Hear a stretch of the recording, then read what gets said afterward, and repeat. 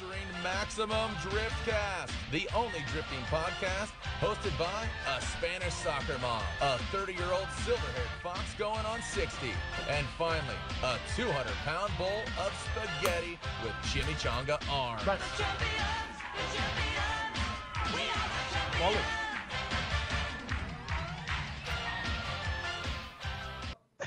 Jesus Christ. Welcome to Maximum Driftcast. Can you guys hear me? What's going on, Paco? Are you okay? No, yeah, we're good to go. I don't know what's going on. Are you okay? I am okay. There you go.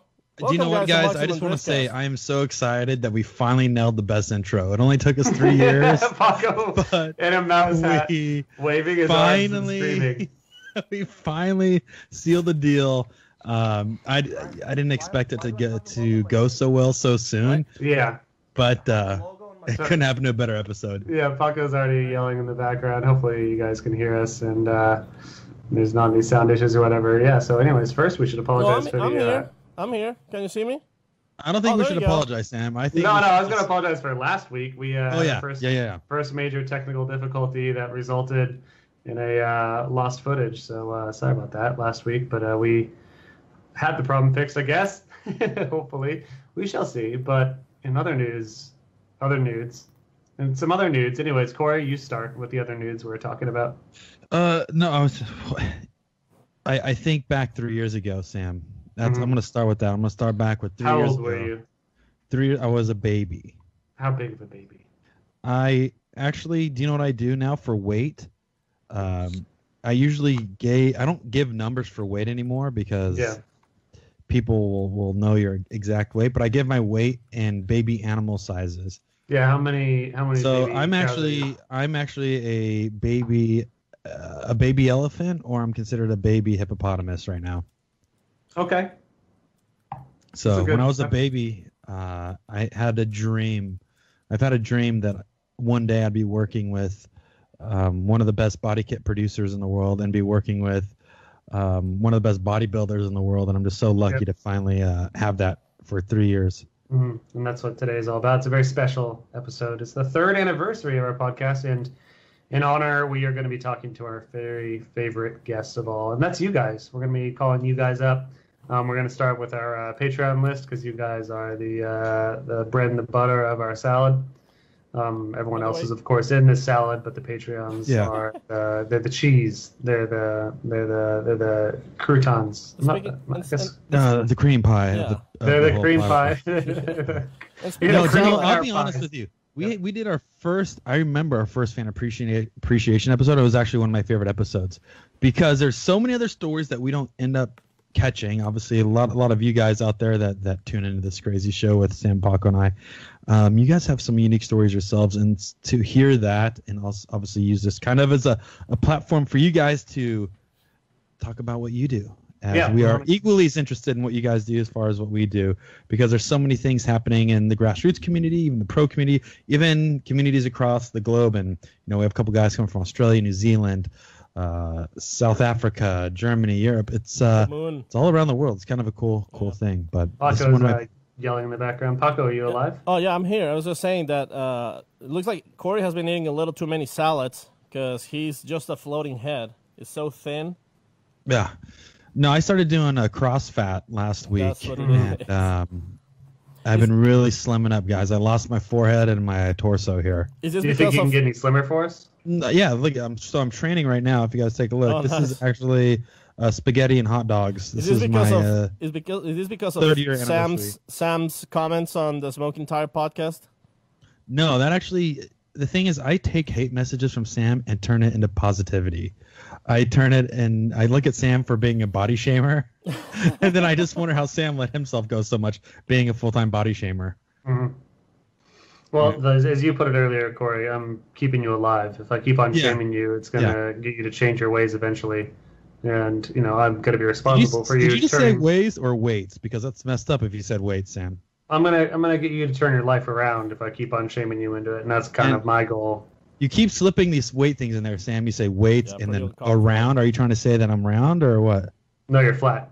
Okay, good. Okay, you're getting me emotional here, and I can't just can I just enjoy this 3rd episode, the 3rd year anniversary? Yeah, let's just enjoy it. Whenever you're ready, Paco team. All right, so I mean, obviously, nothing technical is gonna happen, and at this point, Brian is gonna bring us our very first guest. Very first Gerst. And let's see. It's kind of a surprise. We chose randomly between Patreons, people who message us on Instagram, a few people who message us directly on. Paco, is there a mouse with a dick on your eye? Oh, it looks like someone drew a mouse with his penis out on your eyeball. Yeah. That's actually Deadmau5's signature himself. How'd you get a dead mouse to sign your thing? Isn't it like? Well, we're buddies. Who? You and a dead mouse? Deadmau5. Deadmau5. There you go. Sam knows. Well, that's very good, Paco. Yeah. Well, I'm gonna get rid of this because it's pretty heavy. So let's see. Yeah, that's why I took off my Viking hat. Dude, what's up with all these fat jokes, Sam? You said heavy round, and Paco says heavy. Like, come on, guys. For our audio-only listeners, Paco's been wearing a Deadmau5 hat. I was wearing a Viking helmet, and Corey's been wearing a fat suit. Oh wait, that's not a suit. My bad. Oh. It's just Corey. That's two out of 2 on fat jokes on podcast, Sam. I only get 2 this one. Sam, you know what? This is the 30th anniversary. Why don't you just let it rip, okay? Just lay it on me because I'm hoping if we get it out, I don't get it for a 4th year. I mean, I would lay on you because it seems like a good and comfy place with all of your rolls. Oh, looks like we have a guest. Let's see. Who is that? What's going on? What's going on? Is that Shel Silverstein? Shel Silverstein. No, it's Adam Levine. Yeah, sure. Oh, show us your California tattoos, Adam. Can I see what's under that shirt or not? Let's see. Where am I in the middle of it? You're fine, dude. You're doing great. You You're look doing great. perfect. You look kind of tense. On my screen, it looks like I'm way off center. You look kind of tense. Why don't you pop that top off? Wow. And it looks like What's going on, guys? He looks like Look, I want to start the interview strong, and I think you're doing a great job. No, he wants to start it strong so he can get his friction on. So, ladies, want to hop in his Mercedes. Do you have a Mercedes, Frank? I have 8 cars, but Mercedes is not one of them. Whoa! All right, let's go down the list. my kind of guy. Yeah, I'm like Paco. I just seem to collect the undead at the house. So let's see. I have 4 E36 BMWs. Oh, Okay. why? Because they're cheap, and I just keep sending to collect them because they're so cheap. Sure, why not? So I have 2 coupes and 2 4-doors. One of the 4-doors I got for $300. One of the coupes I got for $200. I got my daily driver, Dodge Dart, and I got my truck to haul the trailer, which is my GMC. I have my Evo, which isn't at the house right now. It's actually at the LeMay Car Museum in Tacoma. It's there for 6 months on display. Really? Why is it special about it? It is a custom-made wide body made by me. It was actually at Formula Seattle. Yeah, beautiful. Yeah, the Nexon booth. So I think I got to talk to Brian, but I think he'll be there again this year at Formula Drift Seattle. Sick. And then I have a Dodge Viper that I'm rebuilding. I got an 04 that was in a wreck, and I'm in the process of fixing it. That's a pretty newish on the Viper scale, I think. That's 3rd gen, the convertible, which is the one I don't like, but people don't like them, and so they're the cheapest. So I got it for $16,000, and I'm fixing it up. It's mostly body work, though. And all right, Frank, hold on. Frank, you're throwing around some big numbers out there. So when are you going to come on full time with some sponsorship money here for us? We need some E36s. We need some Vipers. We need some Cobras. We need some Regals. We need some. We'd even take a couple Blue Angels. We'll fly fighter jets. I think we can find a Grand National or something, right? Yeah. Yep. I'm all about that one. Can't wait till you get a Viper, and you're going to see just how the girls lay it on you when you got a Viper. Have you seen Dean? Of course. Yeah, the man. He's been actually a little bit of a reason. I mean, I've always been into Vipers. I'm a Dodge guy. I have 2 Dodge Avengers. It was my first car when I was 16, and I still have that car, and I'm actually building it into a time attack car. But a Dodge Avenger time attack car. Yeah, it's something I always called Black Op as a little bit of a secret, but once my shop gets built this fall, I'm going to start building that, and I've been in talks with APR for some help for aero stuff, and Evasive Motorsports down in California was talking about helping out. And then I have the Mitsubishi Kings kind of in Lucas English and English Racing down in South Washington that built the motor in my Evo and tuned it. It's going to have a Mitsubishi engine still in it, but it's going to be a V6, and they're going to help me build that, going for about 1,000 horse thing. Damn, dude. But does it drift? Because that's, I mean, I don't know if you know, this is Maximum Driftcast, not Maximum... And we only talk about drifting and related drifting things, okay? Nothing... Yeah. That's what the Beamers are for. Yeah. I want to know, Paco, how can you have somebody like Frank here who has all these cars that work, and you have all of them that I didn't say they worked. Oh, okay. Yeah, never mind. Sorry. I was going to use you as leverage against Paco. Thanks, Frank. I mean... Yeah. My daily driver doesn't even work. It actually needs a whole new long block, and luckily it was under warranty, and I get a whole new long block out of the deal. You think it's because you keep on buying 90s and 2000s Dodge cars? I only have a couple 90s Dodge cars. But, okay. Yeah, the only car that technically... I guess I have two cars that technically work, are the truck and the Evo, even though the Evo's parked. But so you have one car that works? No, I mean, the Evo works. It's just in the museum. I can't take it out. That's all. But yeah, so you don't have a working car. That doesn't count. So you're just like Paco. You've got like 14 cars and one that works, which is, I wouldn't ever make fun of anyone for that except for Paco. So, that's just the life. Yeah, the Viper runs and starts. It's just all body work, so I'm working on that. And one of the Beamers, the last time out, the Evergreen Speedway, I literally ripped the transmission out of the car, broke all the nuts. And so I'm in the process of putting a new transmission. Chelsea DeNova actually gave it to me, so I'm popping that one for the time. What a good boy. Yeah. What's your relationship with drifting? How long have you been doing it? It seems like you talked to Dean, you talked to Chelsea. How are you this deep? I actually was at the very first FD race at Evergreen Speedway when it came there, I want to say 12 years ago now? Yeah, dude, you've been into it longer than most of us, I think. I mean, I've been a big fan. For a lot of the years, I was always a spectator, just hanging out. Obviously, I wasn't going through college and didn't have money. I am drifting now. This is only my first year actually trying to actually drift. I've always just been a spectator, media guy, always hanging out at the track. I was always a grip guy. Therefore, that's why I built the Evo and the new Time Attack build. But the Viper may turn into one eventually, considering it's obviously been damaged quite heavily. And I've actually been talking to Dean about that, getting the kind of the 5th gen body kit that he got on his 3rd and 4th gens. Yeah. So doing that, and then I've been talking to him about doing like the knuckles and things like that for me, and buying some of his old parts up for his old 3rd gen. Frank, I got a question for you. I want to stop beating around the bush here. I know Sam and Paco have some good questions lined up. I keep on beating the bush, though. Yeah, you've seen me. There's a bush. It's either you beat the Peter, but now you're beating the bush this time. So, Frank, if you could, so I judge my drifting programs after John Mayer songs. So, what would you say your 2019 drifting program's going to be like if it had to be named after a John Mayer song? I don't know the names to any John Mayer songs. Bodies of Wonderland? All right, cool. Oh, yeah, that's one. That's what mine was last 2 years, Sam, because it's the only John Mayer song I know. Whatever you would call maybe non-existent, most likely. I like the meme from Super Bowl of Adam Levine, Maroon 5. It's like, yo, what's up, motherfuckers? Everyone crowd the stage. Come on. Anyways, here's She Will Be Loved. Yeah. It pops off his shirt, got his sick-ass Cali tats. I'm just not going to have a drifting program, really. I am just too busy. Between Formula Drift, photography, and my day job, in the spring, I'm only going to be home 3 weeks out of 13 weeks. So I'm just on the road too much. I'm actually in a hotel room in Ohio right now, talking to you guys from a job I'm on here out in Ohio. Nice. What do you do for the jobs? I work for Kenworth Truck Company, and I'm a service trainer. So what that is, I basically fly around the country, go to the dealerships, and train their technicians how to diagnose the trucks, work on the electrical systems. I'm electrical service trainer. And one final question, because we got to get to 35 other people before we go.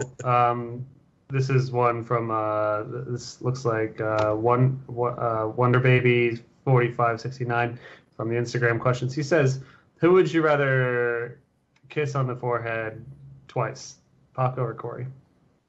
I would think Paco. I think he's probably a little cleaner up there. A little?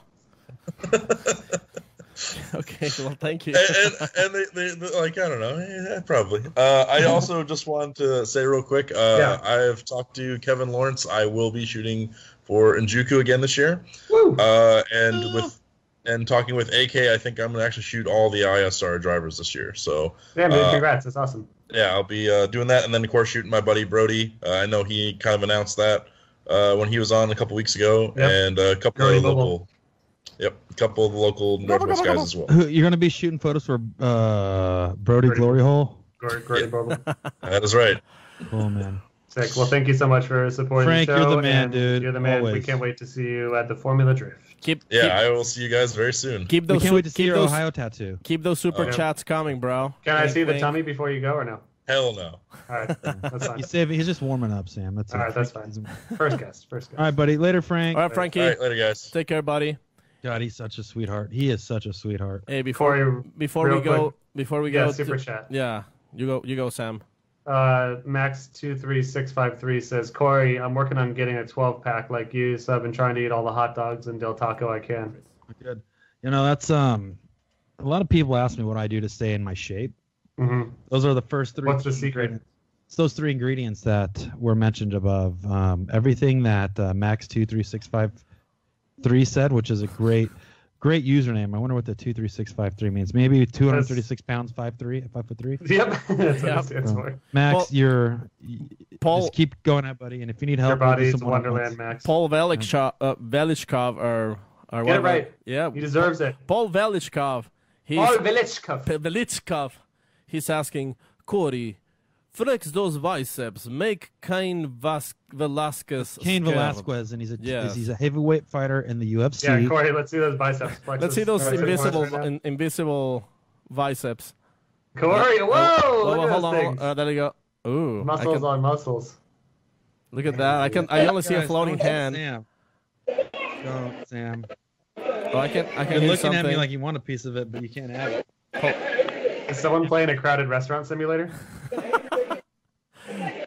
Hello. Do we got another caller coming in? Is that what that is? I think that's what it is. Let's see who it is. Yo. Oh, look at that. It's DJ Chris Mady. Oh, hey. DJ Mady in his house. He looks like he's from the Luxor. Thank you for taking a minute from the Luxor Hotel to talk to us. I have no sound, guys. Oh, it's gonna be weird then. And we can only hear the crowd instead of you. Let's give him a second to set up. Maybe if we do some sign language, you can wink once if you need us to send the cops. Wink twice. Do you need an adult? Hey, if you're scared, use code Brown Eye. Scream Brown Eye as loud as you can. Scream Brown Eye. If you need an adult, you just holler for one. One will come to get you. If you need help, buddy. I know people out in your location. We can send them right now. No, I've seen that movie where people have to talk to the aliens that don't speak the language. So, Corey, what I want you to do is, what you got to do is you got to open yourself up to him and show him. Sam, I'm not going to do that live on the air. Do you think he can hear us now that he has his headphones on? Let's see. Let's try again. Let's bring him in. Sam, what do you mean open yourself up to? So what a lot of aliens don't read so good. They don't read at all. I've hung out with a alien school. They don't go to alien school? Yeah. Oh my god, aliens are so dumb. Hello? How about now, Chris? Chris. I love you. Don't leave us. Brown Eye, Brown Eye. You start him screaming Brown Eye. All right. Well, let's see. Let's go ahead. We'll try and call him back in a little bit. Yeah, let's go with the next guest, and we'll call him back in a second. So, all right, you got to hang up on him. Look, we got a Max 2'3", 653 pounds. He says, Sam, where are you going? When are you going to ever drift your 240 again, or is it going to let it rot away? And where are the drone vids? Please, Corey, let's see that armpit. Oof. There's a lot in that, Max. I'm going to unravel that a little bit here. I'm going to drift my 240 again. I'm not going to let it rot away.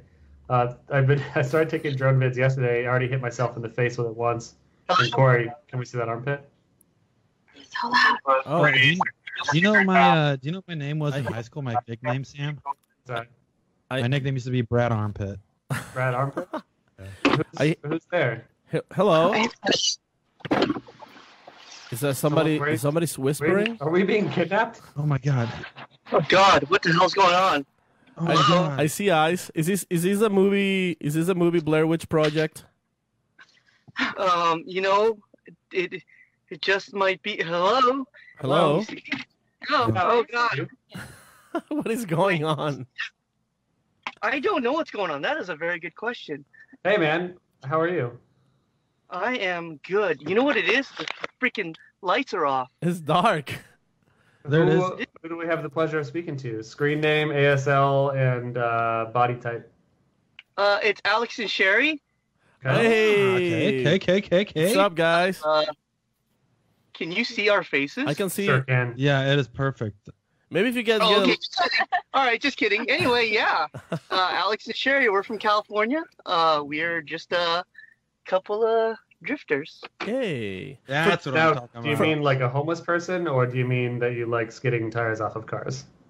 Well, I mean, like, we live in San Francisco, so we're practically homeless. Hey, heard that. Hey, but we don't shit on the street. We don't. Yeah. Well, that makes what, 4 of us. Oh, Paco's okay. still working on it. Yeah, Paco's not street trained yet. And we also do drift. That's awesome. Where do you That's guys drift? awesome. Are you at Sonoma? Do you up want? there? Do you want to do some drift? I would love to do some drift. Do you want some Or drift? Is that a drug, Paco? Yeah. It's a street drug. Once you do it, like you're hooked. It's the best. It's the best drug. Do you guys drift at Sonoma, or where do you go to local events? We do Sonoma, Marina. We do everything. I mean, like Thunder Hill. Like pretty much, we've been drifting for like forever. I feel like 12, 13 years now, maybe. 10 Damn. years. Yeah, we suck. I mean, we're super sucky, but like we go all the time. And what do you guys drive? So Sherry's got a, I'm a 2J S13. Woo! and then I got a Corolla with a V8 in it. 2007 Corolla. More like an old beat up shitty 86 Corolla with like a old beat up shitty V8 in it. But you know, it works. What kind of V8 is in that thing? 1UZ. Oh, Paco loves that one. Yeah, Paco's that's all about Yeah. that one. LS400. Yeah. It's got ITBs and It's stuff got on it, so it's fun. ITVs and yeah. Paco was driving one recently. Yeah. Paco, didn't you drive one recently? I went to when I went to Cali. I went to visit my cousin a few months ago. Alexander and Sherry were there, and I was driving Carlos Cano Estrella's A86. And He's a brave man. yeah, I mean, I only spun twice. But Okay. Alex, Twice out of how many? out of 2 runs. Yeah, he only drove twice.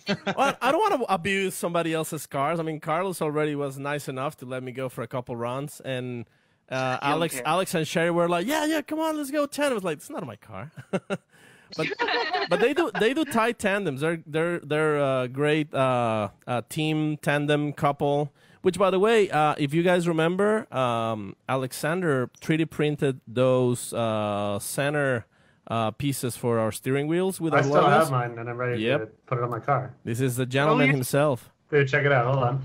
Uh-oh. Oh, let's see what Sam's gonna get. Let's see it, Sammy. It's still sitting here, There you go. Nice. waiting to go onto my drift car the second I get it back. So I'm very excited. But that was you. That's awesome. Thank you very much. Actually, I did see you a few years ago because I crewed for Farouk a year when you I filmed for remember. him. You said Yeah. that Texas. Yeah. Texas and Irwindale, that's right. Yeah, I filmed them at an Irwindale event and maybe one more. I forget. Anyways, are these edible or what's the deal with this? Yeah. It's Oh, actually legit are They're edible. kind of are. They're like biodegradable. It's Yeah, a- they're biodegradable. Yeah, like, I'll make sure nobody eats that. it's not I'm a pretty sacred. impressed, Sam, that you can do that. That is not Yeah. the body of Christ, Sam. Oh. Does that mean I'm not Jewish anymore? I think you'll always be, Sam. Thank you. That's what's most important, really. Yeah. So what's your guys' Go ahead. What's Hold on. that, Frank? Well, the weird thing is, on the YouTube, it shows not a green screen with you wearing a green hoodie over, but it looks super awkward here because you just look like a green rapist. Well, that's actually Corey's superhero name. You might see him in the upcoming Avengers movie. But it's actually the green grapist. It's a grape. yeah, Green you. grape. I understand how you Rape could. in my mouth. Yeah. Yeah. And from you guys are near wine country, so he actually is from wine country. What happened? I'm from Northern California, and I'm the king of the grapes. And what his origin story is one day he was running backwards through a grape field naked, and then a bunch of grapes flew inside of him, and then it turned him into a grapist. Yep. Wow. And now he's the grapist. A good way to scare our guests away, Sam. Thank you. They knew what they signed up for. Well, the thing is if they like wine, they'll enjoy this. So I'm hoping they purely enjoy grapes for what they are and enjoy wine. But what's you guys' plan for 2019? What's the scoop? You guys are a bunch of drifters out there. What do you guys have going on? Gotta fix Sherry's car because she wrecked at Winter Jam, right? That's nothing new. It's nothing. Yeah. I heard there's some doof coming on for her car. Yeah. Nice, Paco. Yeah. And I'm waiting for the LFC. Oh, there yeah. you go. That one's happening pretty soon. Yeah. And I'm also trying to sell a Miata to a dude out there. In Arizona? Yeah, in Arizona. Like a death card to Miata? Yeah, Cardi D, but I don't know what's going on with you. Cardi D. Well, you got tired of driving. You bought it. You got tired of driving your Miata through the Castro, picking up some fellas. I think it wouldn't be safe to drive that through the Castro because it's all. Yeah, it's all death carded out. So like, I think they would jump in and grab me because I'm a pretty nice piece of meat. So it's whatever. Guys, what if we did the Grid Life Boys Chop That Top competition, but we went in a Miata and all we did was cut off the windshield. Cut off the windshield. That's it. And could our team name just be Girls Just Want to Have Fun? Yep. Yes, 3. And then Corey's got a ride on the bonnet top the entire time. That's it. In that outfit. Well, I'd be riding on the bonnet with my top off. Well, we're gonna be driving through some shady areas in Chicago. Oh, for sure. We're not gonna go in there without the grapist on our side.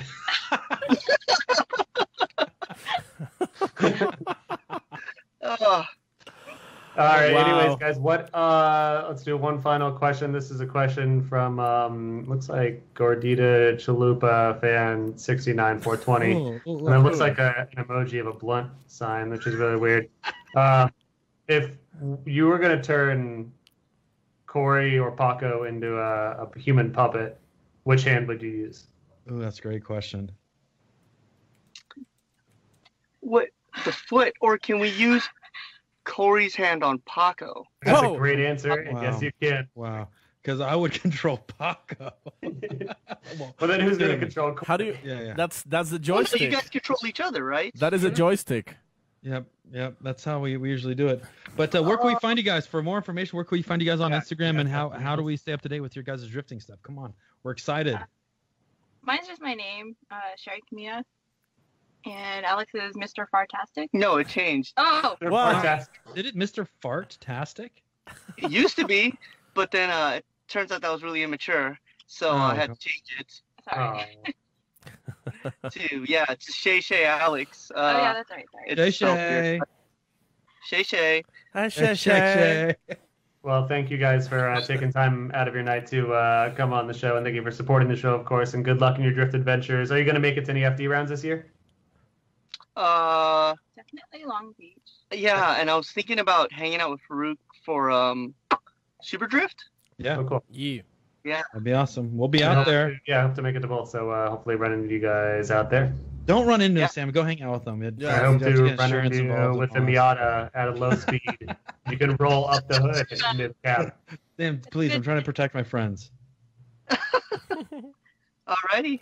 All right, guys. Take care. Have a good night. Thank you so much for yawning us. Kiss the grapist on his nose before you leave, please. It's good luck. It's good luck. Promise. See you guys. She's blocking the camera. All right. Hold up. Oh, there it is. Oh, boop. I got boop. Boop. There you go. I just got boop. Alrighty. All good right. night. Bye, Shishi. Later, guys. All right, before we move on. All right, hold on. We have a couple. Guys. Can we reorganize here real quick? Let's have a minute. Yeah. Let's take 1 minute. Let's have a chat. I gotta have a powwow with my guys here. Shishi's a cool name, by the way. Let me just say that. Yeah. Because that's what Sam is now. Sam turned into full-on Shishi. No, I'm Hee. Oh, you're Hee. Okay. So hear me out. Hear me out. Coco. All right. We need to have some questions lined up. Like we need to hit some heavy hitters, like to the point. Like I tried dropping the John Mayer song. I tried dropping the John Mayer song on Frank. Yeah. Okay. Let's Which, try. by the way, we never did a shout out for Frank on the Instagram. So I think he's just Frank J. Mirabelli. Yeah. Well, speaking of that Frank guy, FJM9898. Yeah, super chat. He says, "Put that Frank guy back on." I think he said that before our last guest. So FJM wasn't being rude. He just really liked Frank.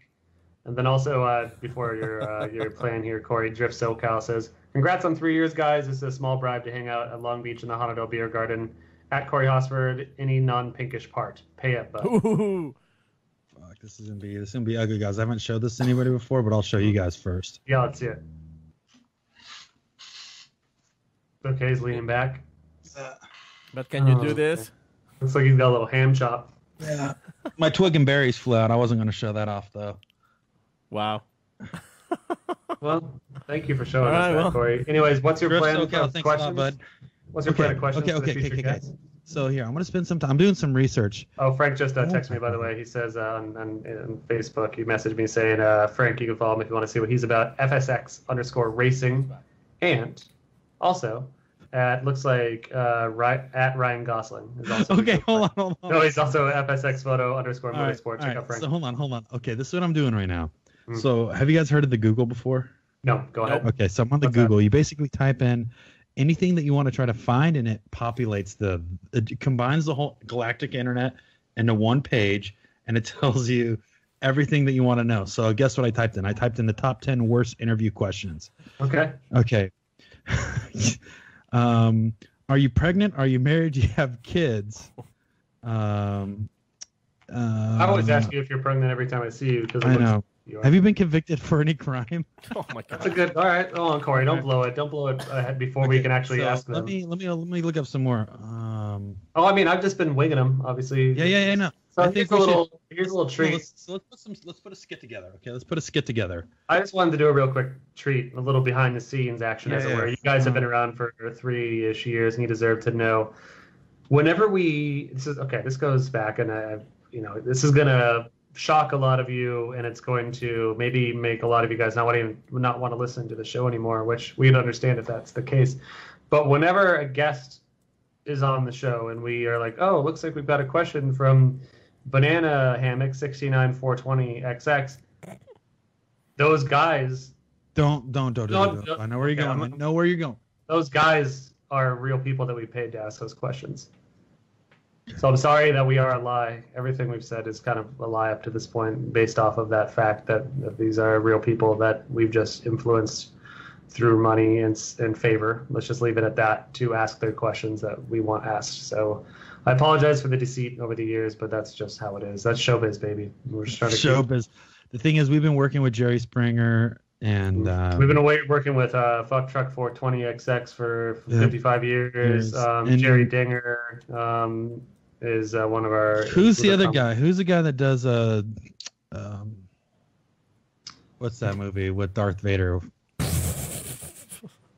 Star Trek. Star Trek. Thanks, Brian. We've been working with George Lucas for 6 years talking about this. So this is what also, 3 years. I want to point out that you look like a better genie than Will Smith right now. For those that are watching the video portion, I hope you agree. Show some respect in the chat if you agree that Corey looks better than the new Disney Aladdin genie. And if you've been an audio listener for all these years and you owe it to yourself, you've never seen a video version, you owe it to yourself to check out. It's a beautiful boy. All right, so hear me out, Sam. So hear me out. Okay, you got the next one lined up as Okay, so hold on. I have questions. I'm just going to ask these questions like I'm dead serious. Like, do you know what people?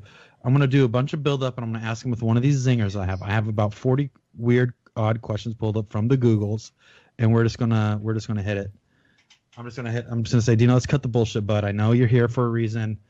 We've been waiting for this interview for 3 fucking years.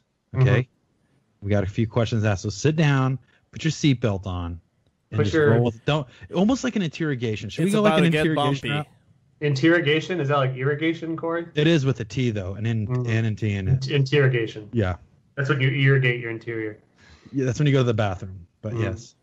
All right. So I mean, let's just hit them with the hard questions. Let's get the next guest, Brian. Into the bone zone. Bring us the magic. All right, we're serious. I'm fucking Deputy Boner. Deputy, can I be You gotta hurry up. You only got Sheriff. a couple seconds. Sheriff Cornhole pile. Sheriff Hairless? Because we got a shaved chest. Sheriff Bald Chest. What about it? I'll fire this Corey. I'll start this. Hello, hello. Who's there? We're back at the mall. What's Hey. up, guys? All right. Now, put him up. This is Sheriff Hairless and Deputy Boner. This is Deputy Boner. What's up, guys? This is He's got no respect for the law. I don't know if we could do this one. Who are you talking to here? It's Chris from AEM. Oh shit, guys! It's our freaking sponsor. Oh my god. You think that was the proper Blown intro it. for a sponsor then, Corey? Should we just roll with it? Should we just roll with it? Yeah, let's go with it. So right All now, right, Chris. Chris, We've been waiting 3 goddamn years to have you on this show. Okay. Wait, first off, where's Corey? I see an essence of Corey. I don't see Corey though. This is Deputy Boner. Deputy Boner, I'm Sheriff Hairless, and you're under arrest. You have to You're answer under the question. arrest. You're We going to gotta- jail. We're Corey. Yeah, it's not Go ahead. Corey. It's Deputy Boner. Sorry, Deputy Boner, go ahead. So I want to tell you this, Mr. Chris, if that's your real name. We've been waiting 3 years to have you on the show. Now that we finally got you, guess what? It's our time to interrogate you with some of the most difficult questions we found on the Googles. Oof. Yep. All right. All I've right. been on the show before like 3 times, but okay, No. Tell The first time. this is not funny. We are popping. Okay. We are popping your cherry right This now. is the first time in 2019, and we expect that's that true. like it. All All right, Corey, hit him with the hard questions. Interrogation him. Okay. Oh, this is gonna be. Why is the tennis ball fuzzy? For aerodynamics, I believe. I don't Sam, know. bald chest. What do you Helps it think? spin faster. Sheriff Hairless Stable. says that is half correct. You're going to have to ask another one to really get to the bottom of this. What was the last gift you gave somebody that you had to go cheap on? Oh, I think a white elephant Christmas party thing at work. I think I just regifted a gift from the year before. What gift was And that? what was it? Yeah, you're It was regifted. it was a spaghetti maker. Oh, Respect that. that's a nice thing. Yeah, I can respect that. That's a nice thing to Yeah. re- Chris, I have a hard question for you. Whose quinceañera are you at right now? I'm at my cousin's birthday party here. Is it their 16th birthday party? No, she's like in her 30s, I think. So it is her quinceañera then. That's usually when. Yeah, her quinceañera squared, I guess. Like Paco, how do you say 30 in Espanol? 30 aniversario de Maximum Driftcast presentado por ustedes por Filtros AEM Intakes desde Yeah, California. look at that. Chris How old is, Medi how de old la is the birthday quinceañera. party? I think she's 30 something. Oh, 30 some. It's not a kid anymore. No, They're smoking hookah. looks like so for the audio only. They're at Chuck E. Cheese's. There's a 30-year-old woman. She's got a wine cooler in her hand and she's dancing on stage with the robotic animals as they play their jam band. Looks like a really good concert. Hey, Sam. Yeah. so Hey, can Go I ahead, ask Chris. questions yet? or Yes, can I- please. Yeah, You can. yeah. Deputy So- Boner's ready. I probably got to get back to that dinner, but I do have some stuff for the fans. Oh, sick. What? So, first off, congrats on 3 years for the show. Yeah, great job on that. Thanks to all the fans that have been listening. As Paco's showing right now on screen, we have some gift cards, some swag. Go back to that one before with the hat. Go back to the hat. There's Okay, a hat. so that's a really limited, no one has that except for sponsored AEM drivers. So one of the fans can win that one. And also I have here in my pocket, Oh no. super limited, nobody has these. Uh-oh. It's the infamous AEM Ah, Last Urbandale coin. Nice. Last Urbandale coin. That's an authentic collectible. This Yes. is pretty much Yeah. Formula You see Drift's that? only action figure ever created. that was the coin from the last ever Irwindale from 2017. 2017. That's the 2016. last one. Yeah, which 27. Sam shot that. Forsberg was in that one. And if you guys remember, Video. that was the last Irwindale, and there hasn't been one since. There you go. You can see it on screen right now. There's a gold AM hat, well, gold letters, and the the coin right there. And also my magic pocket. I have here the a $300 gift card. Oh my God! What? For you guys.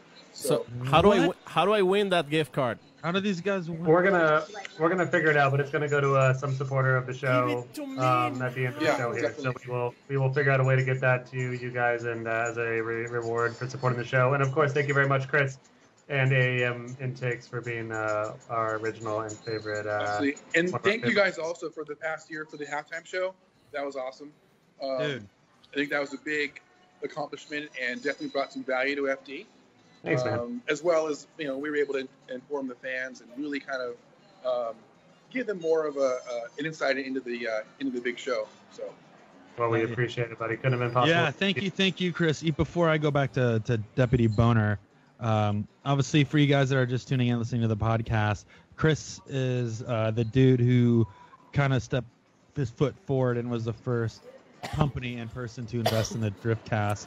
So without Chris, this Driftcast would have took a lot longer to develop. And also has been partnered with FD drivers for many years, and is himself a car builder. Has built one crazy ass Mustang in the past, and some other crazy stuff. He built a crazy child's Power Wheels this year for his kid. Oh yeah. I built the Forsberg Power Wheels for my son. Yeah.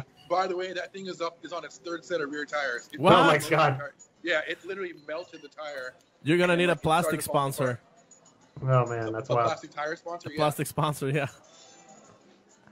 But yeah, it is because of AEM that we are not longer in Sam's. What was that? Your loft? Sam's loft. It was my house. studio, and now you're in the very professional, no problems ever, Paco's studio. Not Paco's. Not Paco's house studio. Yeah. Yeah.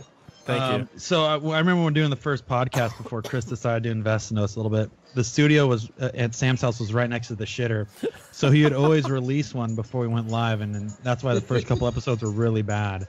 That's because we were fighting through That's pretty much why the episode episodes produced out of his little body. That's the first lie you've ever told in this show, and it will be your It's last. not a lie, Sam. I don't tell lies. Okay. All right, Chris. Well, thank you very much. We will make sure that those charitable donations go to the right people. All right, guys.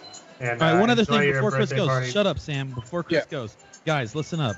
AM Intakes, they do a bunch of cool shit. If you have a turbo car, they have 3 4-inch cone filters that'll go right onto your turbo. Get a freaking intake. Make that fucking car you have suck a lot more than it already does. Yeah. AM Intakes help out a lot. Don't be so lame and run a stupid, I don't want to say Spectre because Spectre's awesome too. Don't run a cheap-ass intake system for your cars. Put a freaking AM on it. They're not that expensive. Get one. Don't be cheap. And you know what? Chris helps us out a lot. And Even if Chris will like you more. Chris will sign it. Even if you have an electric car, get an AM intake filter for your cooling system on your electric car.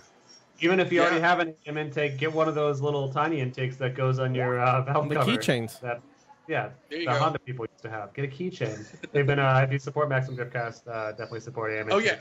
We got those keychains, too, for you guys, too. So make sure you guys give those away. Awesome. Well, we'll take inventory of... You cannot buy those, so you can only win those. Yeah, we'll take inventory of what we got, and then we will figure out how to get it out to the fans at the end of the show. Awesome, guys. Hey, thanks, Max D fans, everyone. Thanks for listening. Keep listening. Like, subscribe, comment, all that stuff. Smash. Thanks, man. We appreciate it. guys. Thanks, Chris. Hey, have a good one, Chris. Happy Quinceañera, brother. Bro. Thank you. Dude, wow. Paco, did you hear me? Did you hear me, Paco? I spoke Espanol, dude. Yeah, that's like, I'm very surprised. I said, Happy Quinceañera, brother.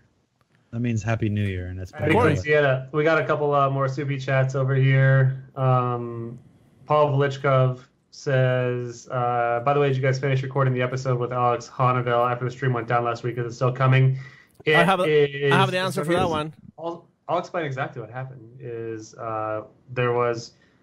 We started throwing out freestyle rhymes right after the show went dark for you guys, and it was Lil Kirky and me, Papa Squat, and the freestyles were going down so hard that we then got contacted by Poster Maloney, and he said, "Do you want to be on my record label?" And we both said yes, and he said, "You've got to delete the last 45 minutes of the show if you want to be on that." So we said, okay, because we're sellouts.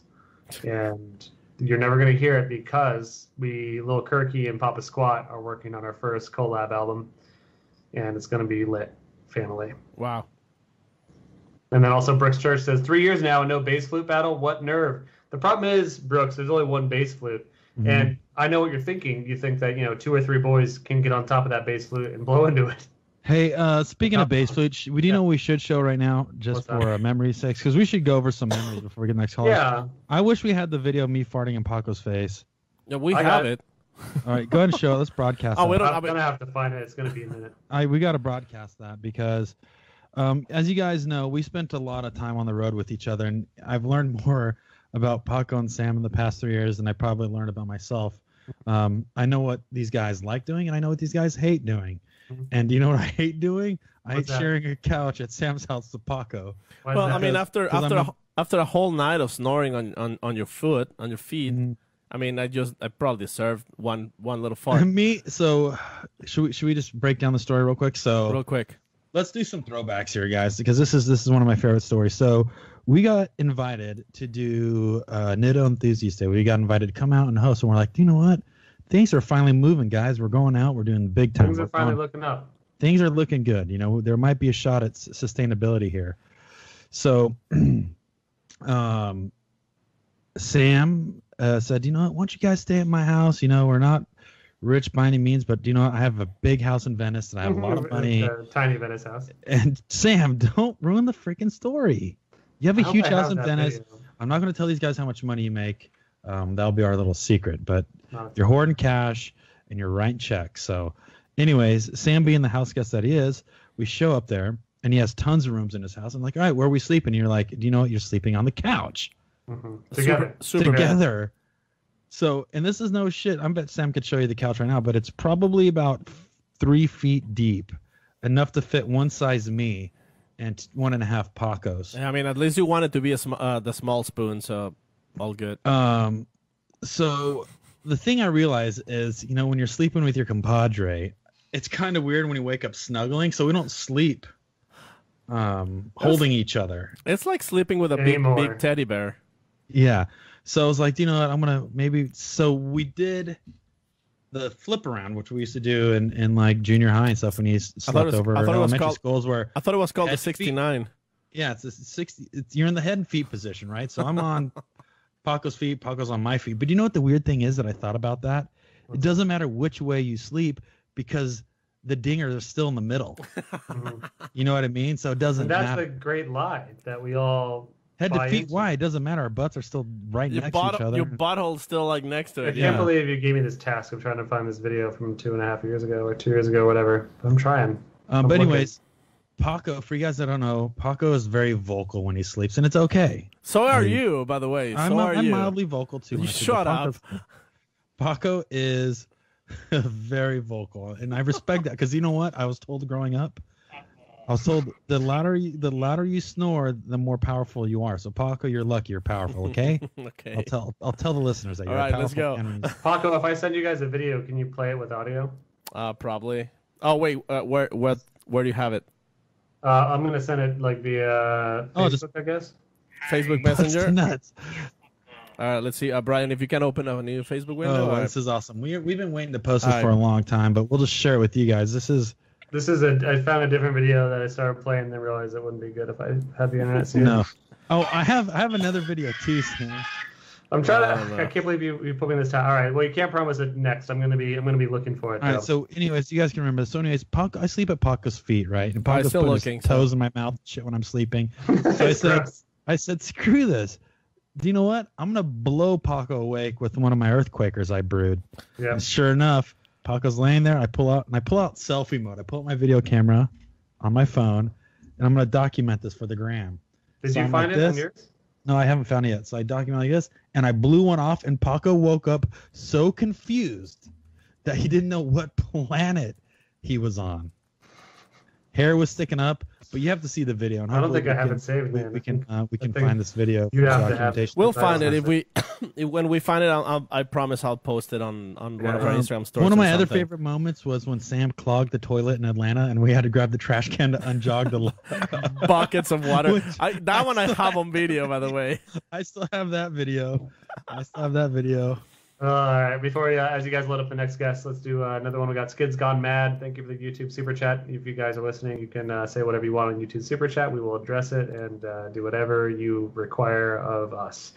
Skids Gone Mad says, Happy 3rd year anniversary, boys. Y'all make my nights at work go much quicker. Can't wait to see you guys at Grid Life Festivals this summer. We can't wait to see you, Mr. Skids.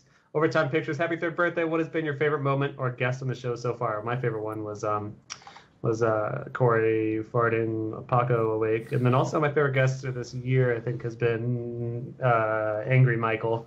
Michael was one of the best interviews. He's definitely angry between Angry Mike, or also known as Mad Mike, and Christoph's. Christoph's is so good. So good. And then Max, 2'3", 653 pounds, says, Sam, we are subby bros. And I assume we mean Subi bros. And if that is the case, then you are goddamn right. Hey, is it true, Sam, when Subi bros call each other, you guys have to kiss? Yep. So whenever you drive down the road and you see another Subaru guy and you do like one of these through the window, give him a little shaka or a thumbs up, you then have to kiss you. You have to pull over and kiss. It's a really awkward pull over and kiss. So this is the universal Subaru sign for pull over 911. Yeah, this thing's pull over and kiss if you drive a Subaru. Yep. Looks like we have a new guest. A new challenger just joined in. He's very close to the mouth. Am I too close? I'm too close. No, you should get a little closer. Oh my God, I can already hear the apologies. So welcome to sorry for screwing this up. Welcome to the popular game show called What's in That Mouth? And you guessed it. Let's take a look. Very good. Wow, that's not bad. That's not bad. Let's save a little dangler. A regular Canadian mouth. I've been for my uvula. Yeah, that's a thing I'm known for. Hey, why don't you watch your mouth, dude? This is a children's program. Family-friendly show. All right, anyways, good-looking mouth. You win 5 Canadian doubloons. And, all right, next guest. Canadians got to stick together. Paco, if Canadians stick together, what do you do? If I was Canadian, I would just apologize for my hose being a little too cold. And that's a good accent. Thank you. I learned it from the best. Canadian, would you? It's right behind you. How would you rate Paco's accent? He's at least 3 A's out of a possible 10. 3 maple leaves out of 10. Wow. Got it. Yeah. All right. Well. And who do we have the pleasure of speaking with? My name is Jacob. I don't know. How do I title myself? How does anybody title themselves? Hold on, shut up, Sam. No, most Jacob, guests have been doing is they've been saying their first name, their last name, and their social security number. Sam, listen, Dude, Jacob. Let me teach you something. About little journalism here. Mm-hmm. If you don't know how to answer the question, you ask Sam that question, see how he answers, and then you respond with a better response. So I know that you Canadians don't have social security numbers, but kind of the deal that we've been doing is you have to come on the show. You say your name, your address, and I guess your bank account number information would be good. That's how people introduce themselves. I didn't make the rules, but go ahead and do it.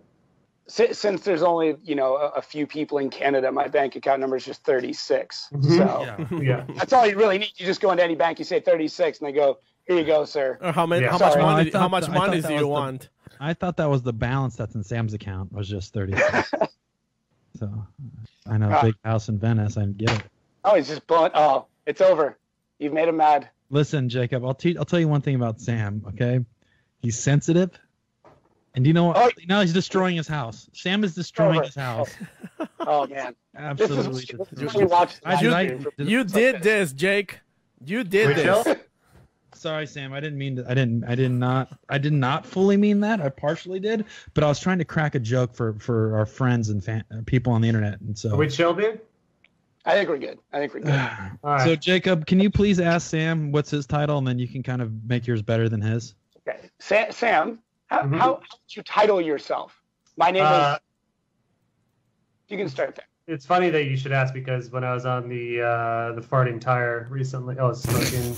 Just kidding. Oh, God. Matt. Zach does listen to Is that the farting tire with fart? Zach, that was just a joke. I respect and love your podcast. Thank you for having me on the Smoking Tire podcast. I had to actually ask my boss man at Race Services, like, what am I? And I learned that I am the director of production. So I'm a director of production / freelance videographer, even though I don't do much freelance anymore. Also, you might say that I am an MC, a master of ceremony. And Sam, you're doing it all wrong, Sam. You need to say you're the survivor, one of the only 2 survivors of the conjoined twins deal that you were born with. So I used to have a brother, and then I ate him in the womb. What's your story? I thought there was still that little piece just on the back of your shoulder. I thought that was all, like one tooth. He's the one that tells me stuff. That my name's Sam, and I'm the only survivor of a conjoined twin surgery, and this is it. So I'm here. All right, so let's talk about Jacob. We've only talked about really dumb shit since then. Jacob, how's the weather up there? Is that Canadian?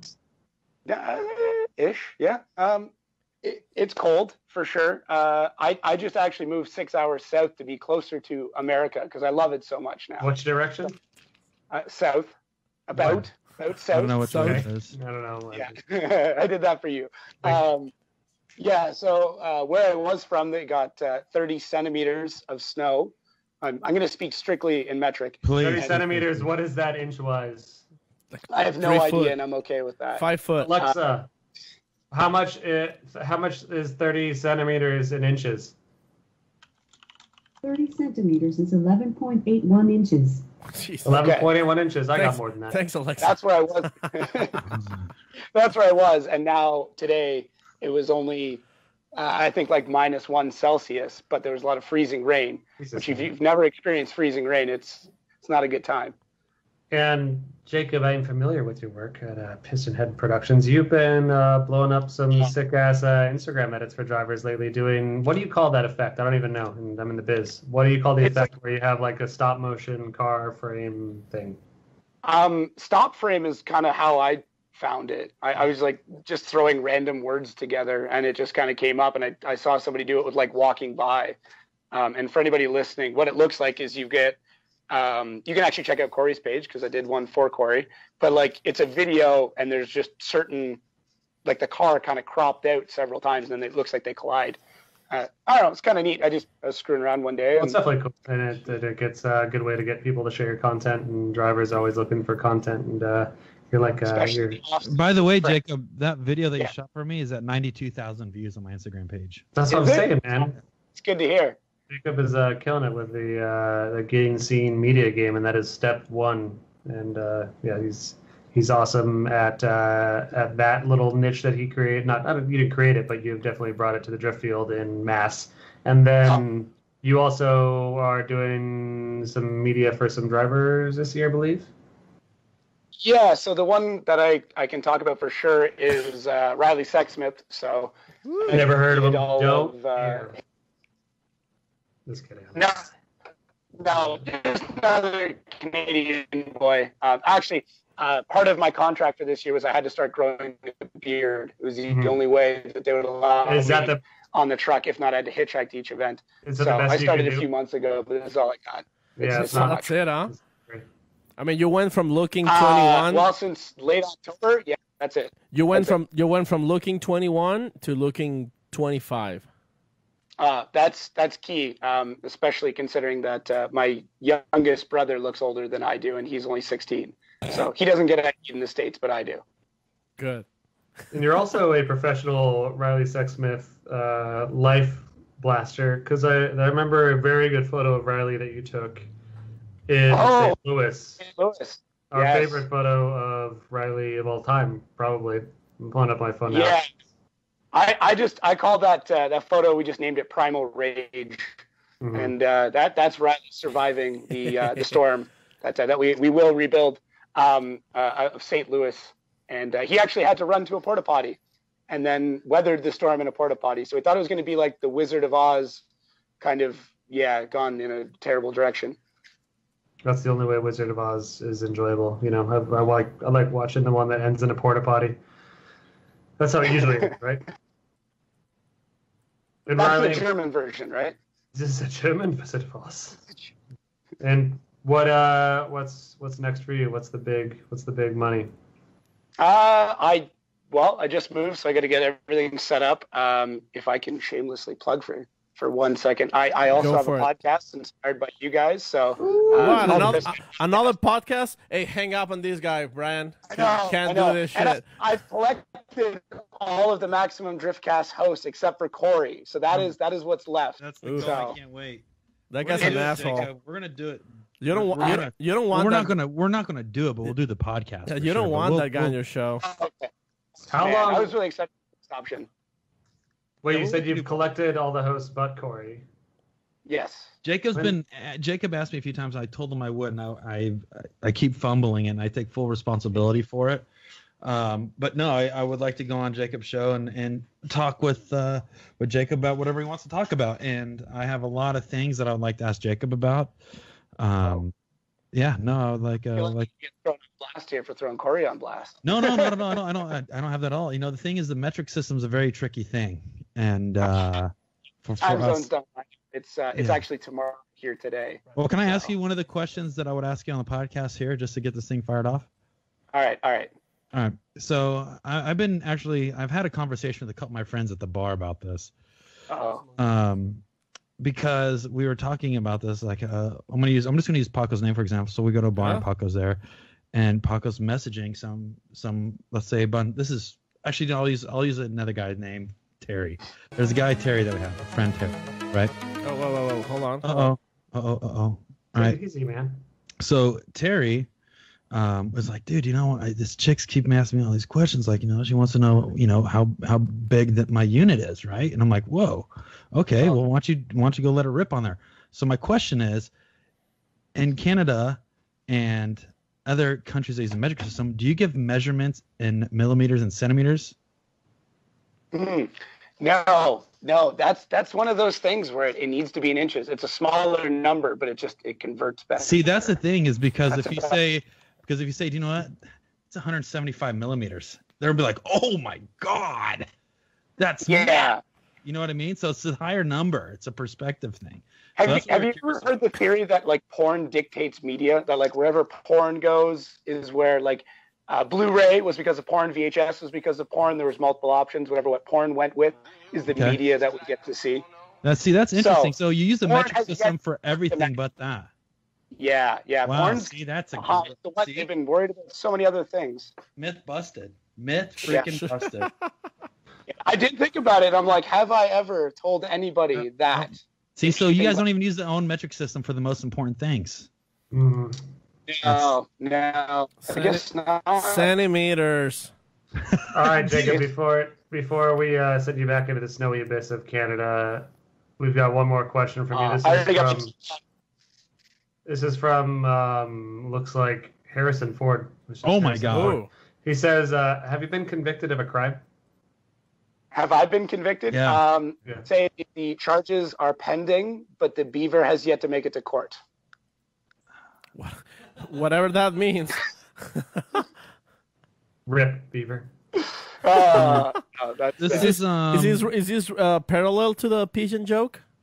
There's like six Canadians laughing their ass off right now, and a bunch of Americans going, I don't get it, and I'm okay with that. That's fine. With that. Well, all right, hold on a second. I got one more. This is from Larry Terry Ball, man. Oh, that guy. Yeah, he's back. He goes, if you were a brand, what would your motto for the brand be? What was the brand be? I remember that Disney movie. It's the slutty deer. Yeah, brand. I would say my motto would be more than you thought you needed. Man. What? Sam, don't ask questions, dude. Just roll with it.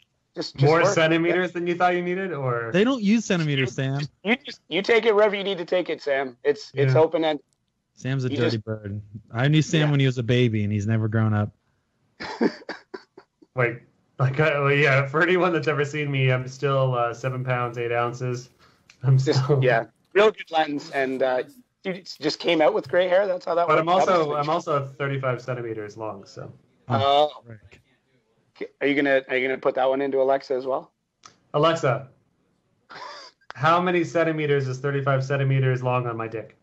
Oh, good question. Solid question. 5 centimeters is 0.35 meters. There you go. Did that answer your question? That doesn't sound as good, does it? That doesn't sound good. Dude, we should do depressing Alexa questions. It doesn't help us, damn it. Oh, man. Alexa. Hey, Jacob, who was the worst guest you've ever interviewed on your podcast? Corey have any friends? Worst guest? Yep. Hold on, let's see what let's stupid question. The worst guest would have been the last 6 minutes that never got released of Sam, Paco, and I at Road Atlanta. Oh, yeah, it was just we were drinking maple syrup and whiskey allegedly in a closed environment. That couldn't have happened. Yeah, no. I woke up and found the recordings and I said that the world needs to hear this.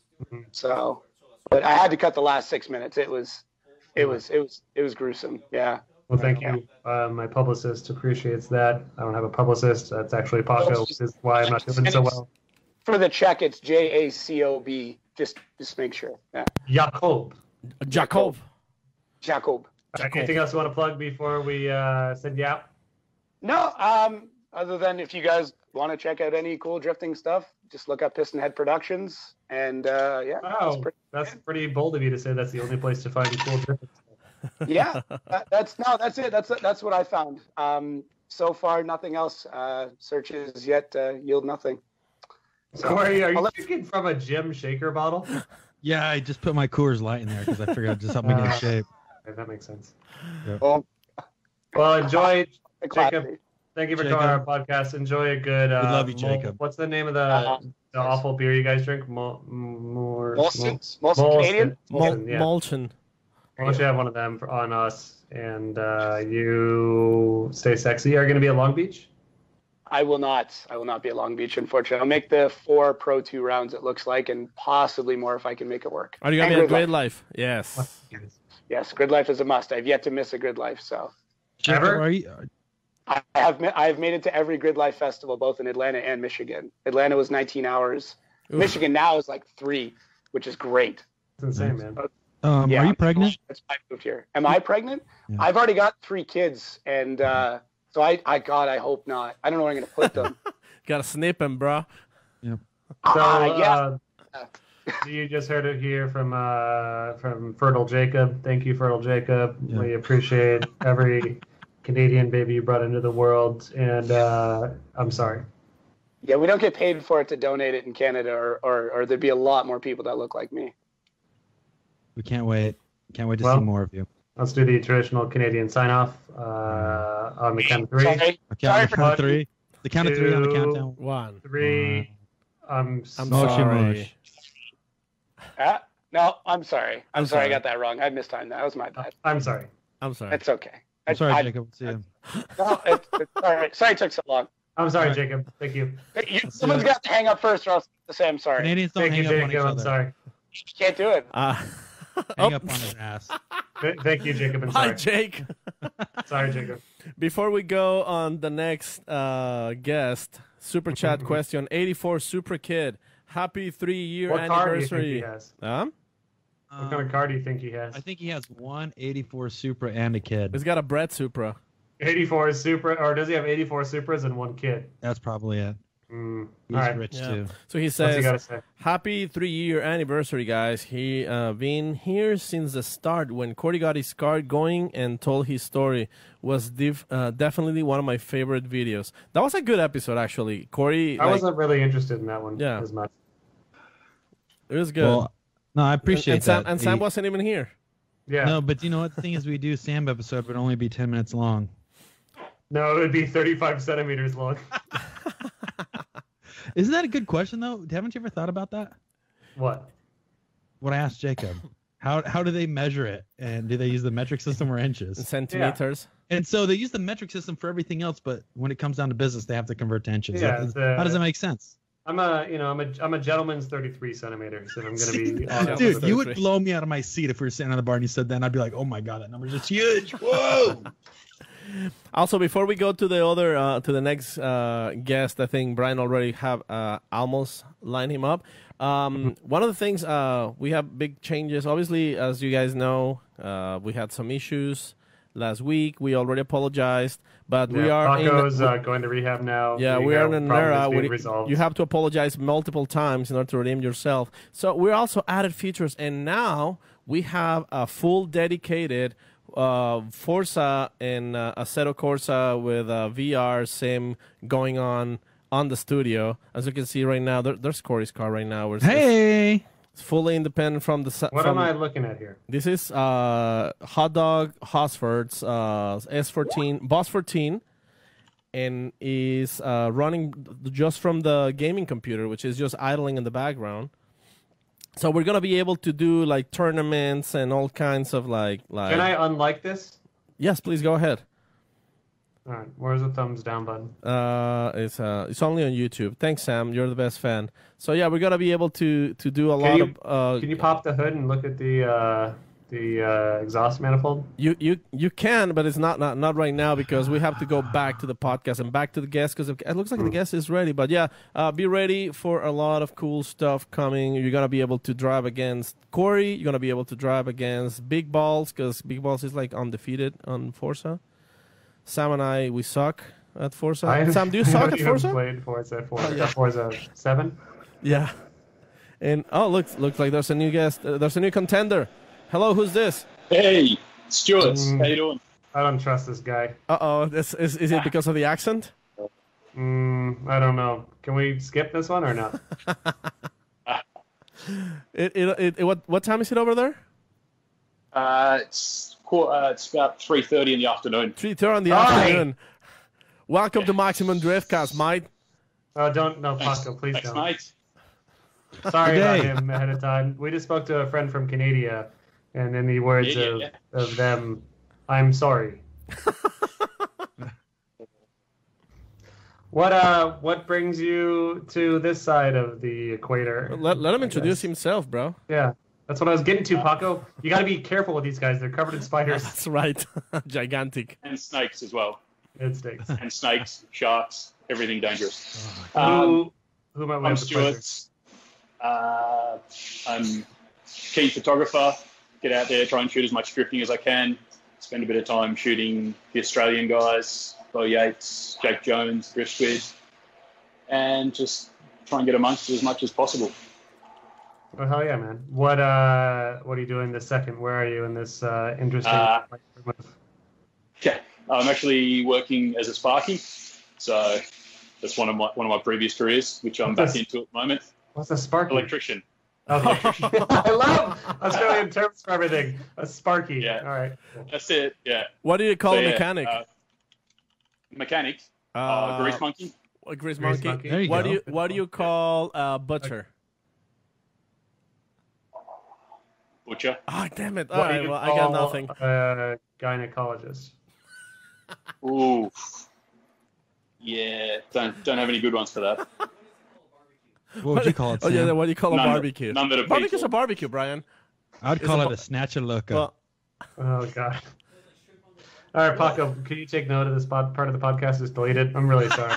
We have to get rid of this part of the podcast. But all right, let's talk about the cold hard facts here. What's the biggest dingo you've seen?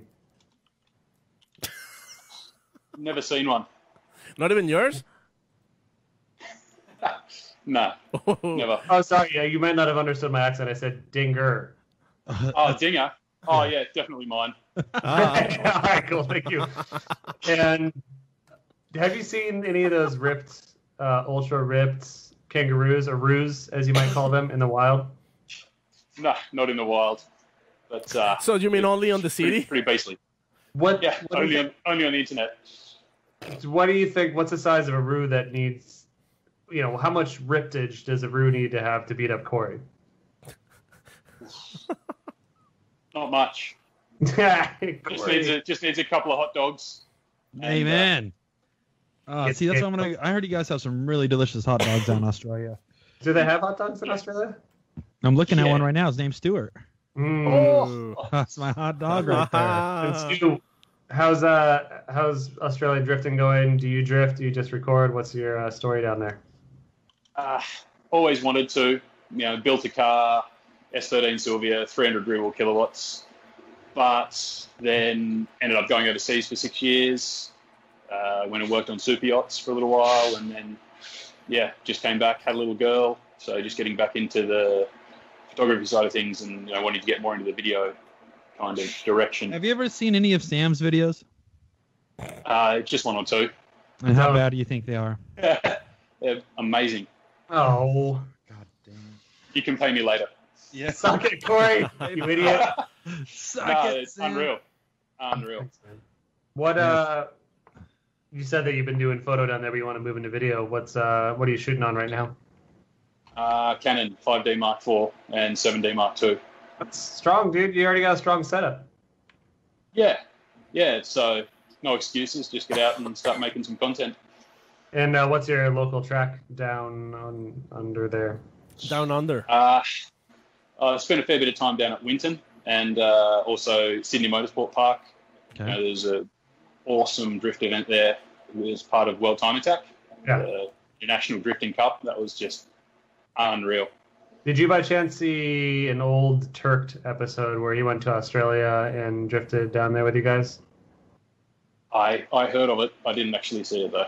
I was editing that one, and I have no idea what track that was, but it was like a really fun track, and it was cool seeing him drift a ute, because as much like every now and then we'll see some cut up S13 truck mods, but minus Josh Robinson, really don't see a lot of ute drifting up here, and I'm sure that's something you guys are pretty familiar with, because the Holdens are, they're like the Mustangs or the Camaros down there. You already have like a V8 and a cheapish package that you can just drift the shit out of. Yeah. Most utes go pretty well. You've got the XR6 turbos with the Barra in it, which is a Aussie motor, 4-litre 6 turbo, or a V8, your choice. And then, the Maloos, big engines in them. Paco, wasn't your freak Ford motor that you're all boned up about all the time? Isn't that from Australia? The Barra. It's just like my last name, Ibarra, without the I. The Ford Barra. Do you know about those, Stu? Yeah, they're pretty good. You can make lots of power. What's the cost on one of those right now? What can you pick up a Ford Barra for? It's inline 6, right? Inline 6 turbo? Yeah, inline 6 turbo. It's like I'm not sure on the exact price, but they're pretty cheap. It's like a 4-liter, right? Like a big display. Like the non-turbo version is in pretty much every taxi going around. Jeez. Really? So they're everywhere. Paco, yes. It's easy to get your hand on one. Get one and prove to me that it's as awesome as you've made it sound. Well, Big Balls is the one he's been dreaming, like having these wet dreams about putting a Barra on like pretty much everything. Not even dry dreams, Big Balls? The wet ones? Non-dry one. Moist. Jeez, moist dreams there. Moist, man. All right. Hey, Stuart, I have a question. How come you guys in Australia, so you guys have like crazy laws and regulations for insanity on the road, yet you guys have the most amazing and the most unhinged and out of control vehicles in the world? Is that what happens when you get so regulated? You automatically go like, all right, well, we're gonna go apeshit on everything. Yeah, the laws are pretty strict. Confiscating your cars and crushing them if you get caught doing the wrong thing. Oh man. But fun, right? Car culture. It's just. Did you guys just have the summer gnats out there? Yeah, there was. What is the deal with the burnout stuff? Like, is it judged? Oh my God, we saw that video recently. The burnout comp was the silliest car video I've seen in a long time. Yeah, I'm not sure exactly how it's judged, but it's pretty epic. Yeah. I had a question. What are you looking up, Sam? Oh no, I had a good question, then I totally spaced on it. I'm freaking out. Well, Sam thinks. Oh, I remember now. Oh. Have you ever given anyone a down under kiss? Yeah, it's like a French kiss, but down under. Josh Robinson said he was going to give my girlfriend one, and I didn't like it. Did you know what it meant at the time? It took me about 4 or 5 seconds, and then I did. And then I looked at him. It was too late? I was going to fight him, and then he's like 7 But then you realize he's huge.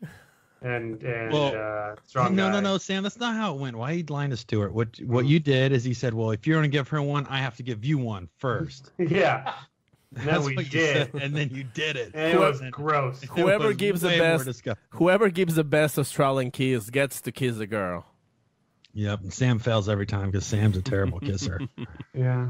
Yep. Oh well, one day you'll figure it out, Sam. You dirty bird. All right. Anything you want to promote before? Yeah, when you get come to back the your States, snakes why and don't you all come that? to the States and watch us soon? Well, if I was going to come to one round of FD, what should it be? Ooh, I like Irwindale. Long Irwindale is Beach. always good. Atlanta is everyone. Irwindale or Atlanta are my faves. Yep. Long Beach or Atlanta, in my opinion. Not Irwindale, Paco? I like Long Beach better than Irwindale, honestly. I mean, Fuck here's off. the thing. Don't get me wrong. I love Irwindale's tension because it's the Mhm. finals. But And I you still, like the release of the tension at Yes. the very end. exactly. It's like hot release. But at the same time, Long Beach is still, to me, it's a historical track. It's been going on since I think late '60s, early '70s. It's a world track, and it's so cool that we get to drift there. So, in my opinion, yeah. And Atlanta. All right, fine. Corey? I said Atlanta. I think Stewart's a party animal here. I think Stewart's ready to get down in the dirty South. And I think there's no other way. Orlando is going to be most like Australia, I think. If he wants Hot to and see humid and Orlando. moist. Yeah. There's random animals trying to kill you. You're gonna feel like you're home, bro. I mean, might. Might. Nice. Who do you root for in Formula Drift? When you watch it, who's your top three? Forrest Wang. Of course, He's I was going to awesome. say that. Of course. Yep. Yeah. James Dean. He's amazing. Okay. And third. Dean Carney. Okay. If the car stays on track. He's a good If the engine's running. He's a good Mad Mike, yay or nay? Massive yay. All right. Good. Yeah. Good support Happy to of see that. that. Bloody, Happy to see he the is a Civil War's over. legend. He is just an absolute legend. Genuine nice guy. No, yeah, he's a great ambassador for the sport, and I'm happy to hear that the Australian New Zealander Civil War is over. Finally. Mad Mike solved the Civil War by coming together and conjoining the countries. Rumor is Forrest Wang may not be back 100% this year. We don't know. Is it still? Really? Have you heard anything, Paco? I have semi-confirmation that he's coming back.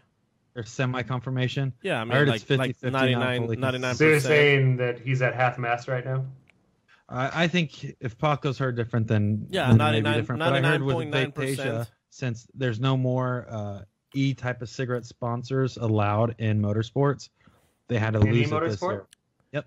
Yeah, No, but he's tobacco. yeah. So Vaptasia is out, but he's got a backup plan, so no worries. So that's the rumor. Yeah. Well, sweet. There you It's actually a wine company called Grapetasia. go. Stuart, where can we find you on Instagram? At daredevil.media. Daredevil Media, man. Awesome. Well, I can't wait to check out the vids, and thank you so much for coming on the show, supporting the show, and all that stuff. Hey, thanks for making the show. Yeah, appreciate you, mate. We'll Our see pleasure. you soon. Hey, thanks so much for coming. Thanks Adios. for taking a little break to come on the show. We'll see you later, mate. Sounds good, mate. Paco, how come you didn't say anything in Spanish for Paco. boy Stuart? See. He would probably respect your culture. Paco, Okay. why do you have to call him mate? You know that's disrespectful down there. What you say is all like, Quint? Yeah, say rough Quint. say it right. Say it right. It's like a coin, but with a T at the end. Exactly. It's Yeah. not a bad word, and I want to get that across. It's not a bad word. It's not what you think it means in Australia. That just means good friend. It's lad, buddy. Oi, lady. My name is Joe Australian. That's my Australian accent. All right, let's see if Brian can line up the next guest online. All right, we got 42 more to go. Yeah, we are at number 6, so we're almost there. I think Let's we got to see. cut it at about 2 hours anyways, so we either lightning through as many as we can get, or we just spend some good time with a couple more, but we'll figure it out. We'll figure out where she's at. Paco, you dead? Yeah, I'm here. Is Corey still here? Corey? Yeah, no, I'm not. I'm not. No, I'm not. No, I'm not. What's 9 plus 10? 21. You stupid. No, I'm not.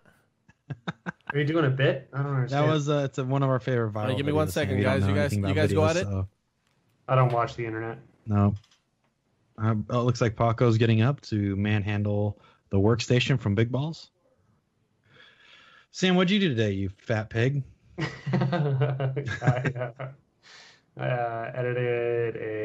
Started editing a video.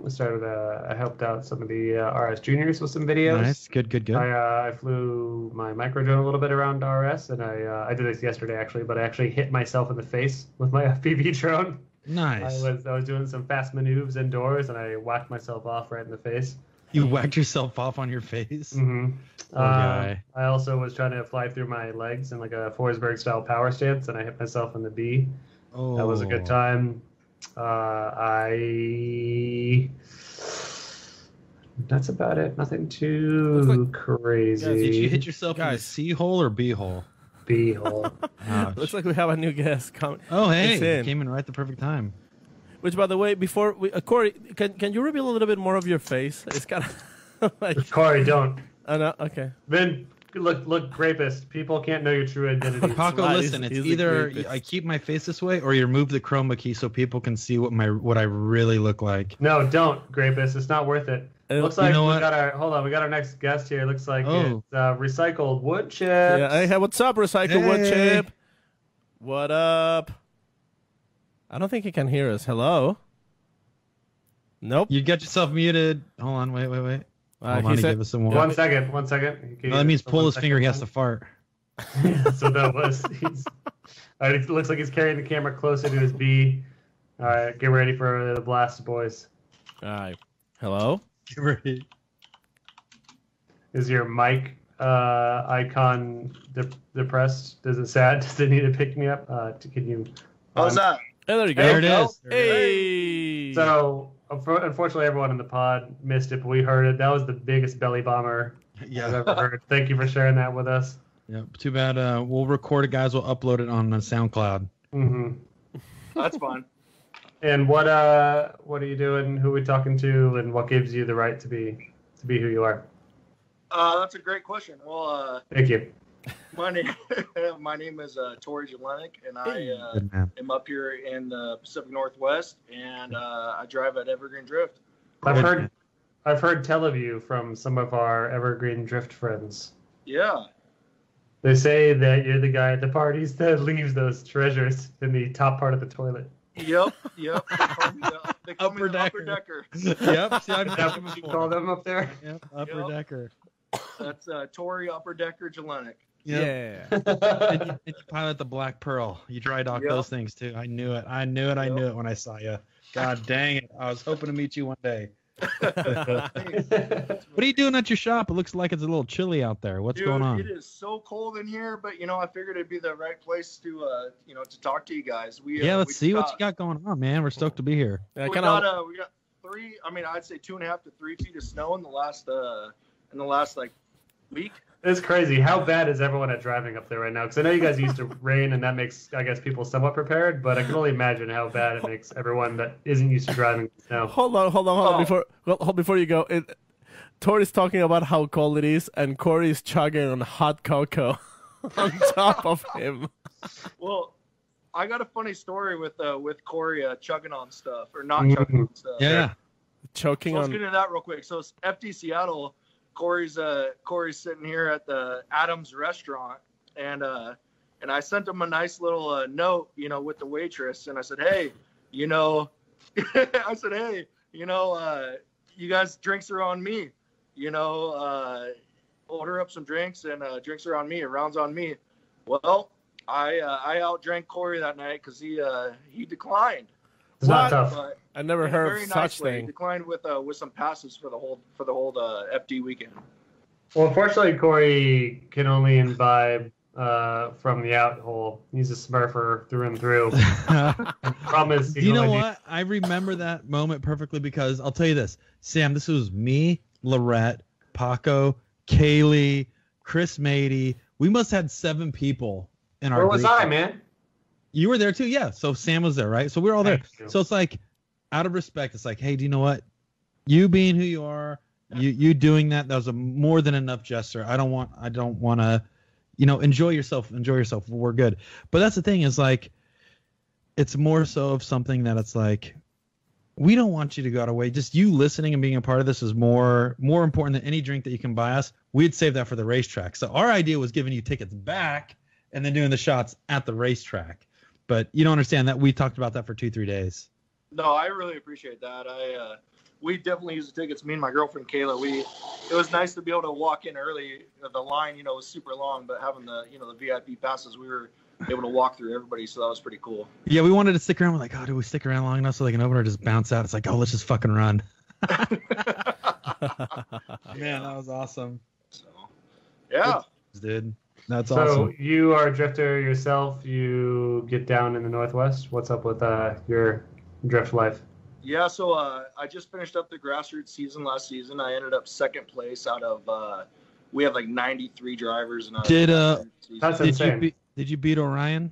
It was me and Orion in the very last round, and I'm not gonna lie, I got lost in the smoke and I smashed the wall. Oh, shit. The big evergreen wall? Yeah. Basically, the last turn of the pro guys, that's the wall that I hit, and Orion ended up beating me. He got first, and I got second.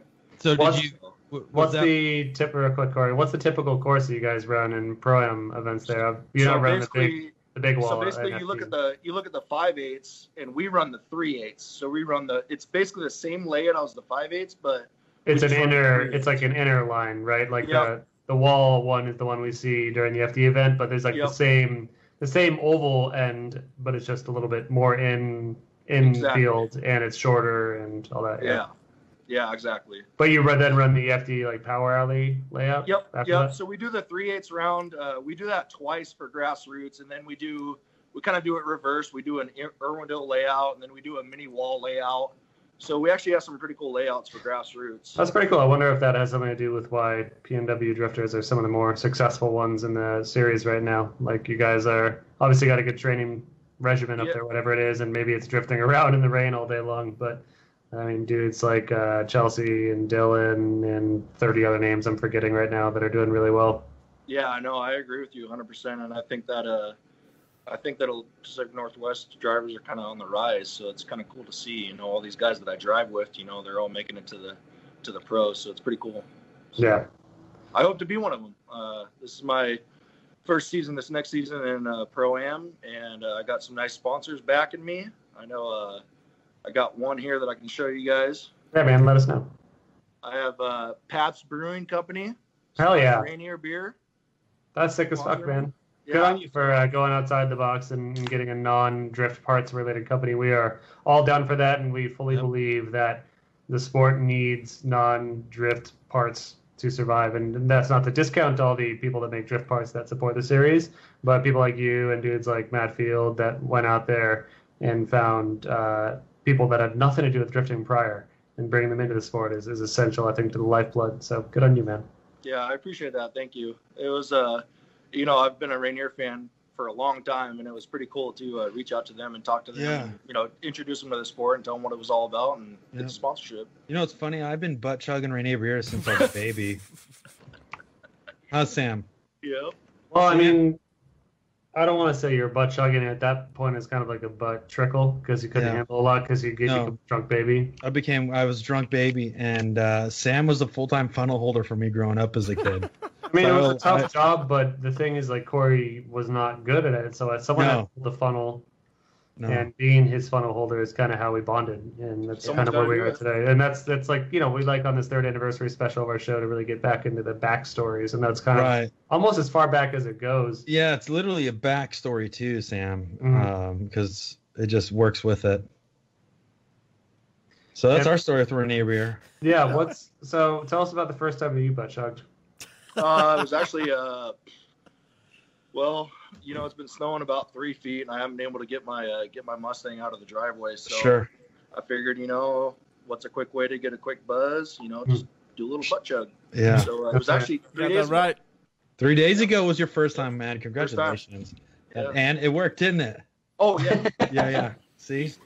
Easily. I hate to say, I always feel bad when I have to break the wall like this, but guys, don't butt chug, it'll kill you.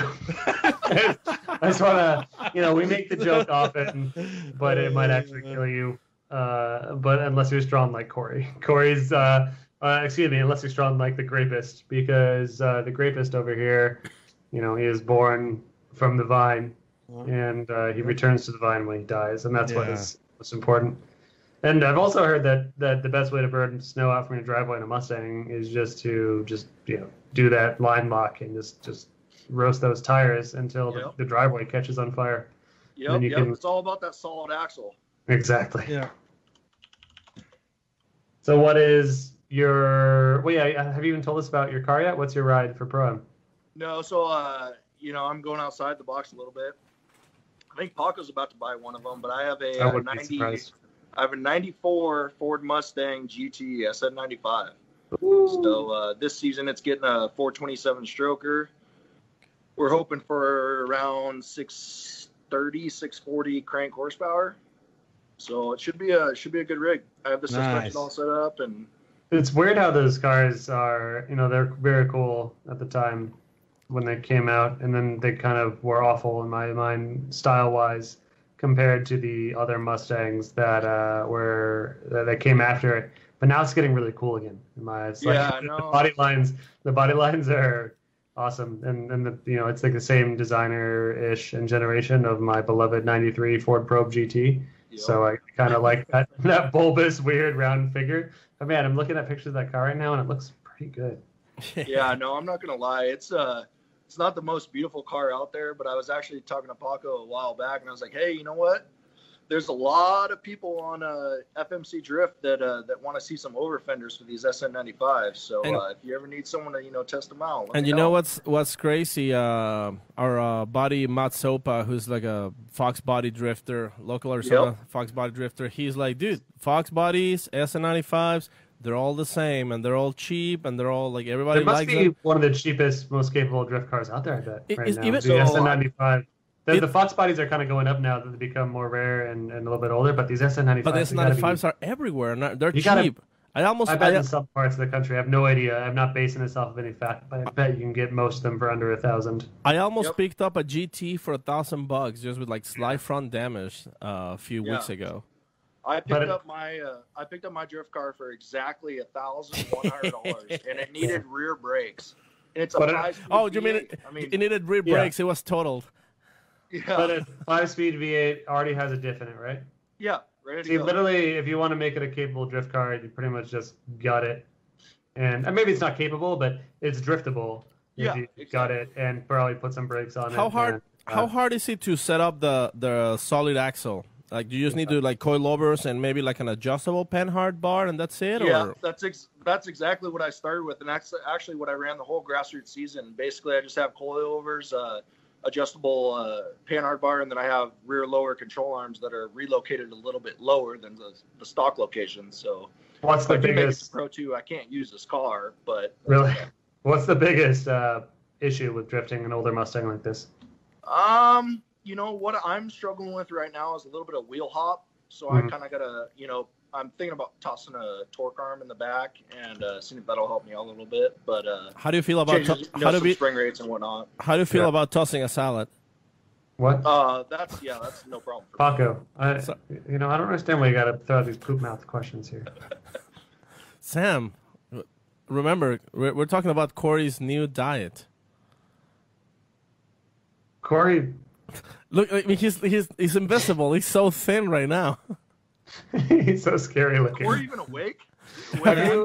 He fell asleep on the Mustang talk. He's real creepy looking right now. He's just in the lower corner, staring quietly from his hot dog. You know what? I'm just enjoying my friends. It's not every year you celebrate a birthday, and I'm sitting back, listening to my dudes tell stories, fart jokes, beer jokes, drifting stories. You know what? Can I just absorb it for one night, Sam? I'm not working tonight.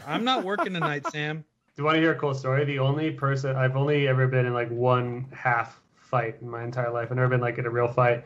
And the only guy who ever wanted to fight me / halfway did fight me was a dude in an SN95 Mustang GT that had a gigantic Superman logo on the rear window. Sounds about right. Why do you want to fight you, Sam? I don't even remember, man. It was like mid to early high school, and I think I pissed him off because I was a queer or something. Like I talked all smart. No, what he says is like, oh, there's Sam Nalvin. he's a dork, and you're like, no, you're a freaking dork, and he's like, all right, well, put up your dukes. Dude, I bitch. can't even remember. I think he probably thought I was talking down to him, which knowing my history, I probably was. But... Yeah, I was gonna say, based off what I've known you probably have done that. Yeah.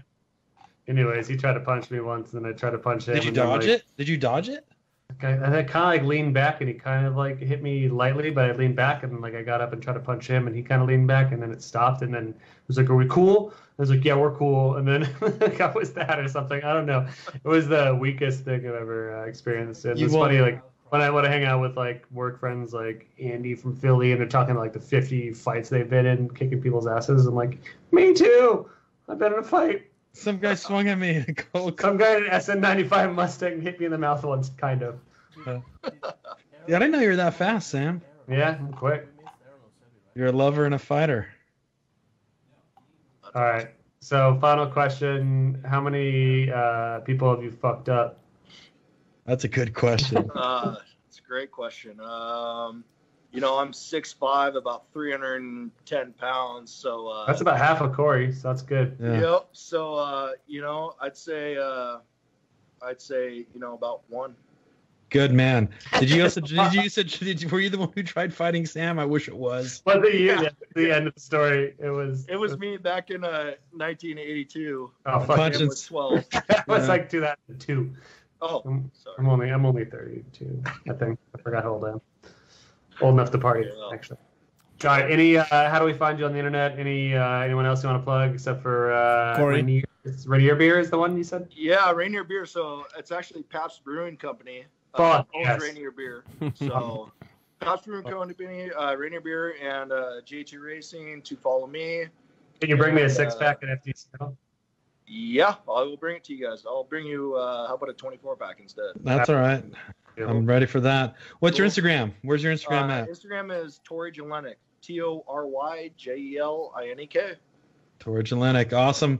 That's it. Well, we will be seeing you next time when we're out in Seattle. If not, hopefully we'll catch you at a Pro-Am Drift event, shredding the land. I appreciate it, guys. Thank you. Yeah, Tory, thank you so much for joining us, man. man. That drink offer. Cheers, bro. Cheers, Paco. Cheers, everyone. Cheers, All right, guys. Bye. Thanks. Next guest. I bet.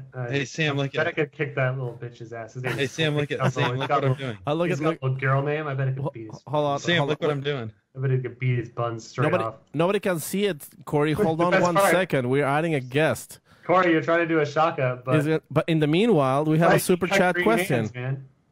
We have a super chat question from Homer Sorry for $2.69. That's my guy right there. That's my Thanks, guy Homer. right there. To IRS swap or not to IRS swap in a new Edge.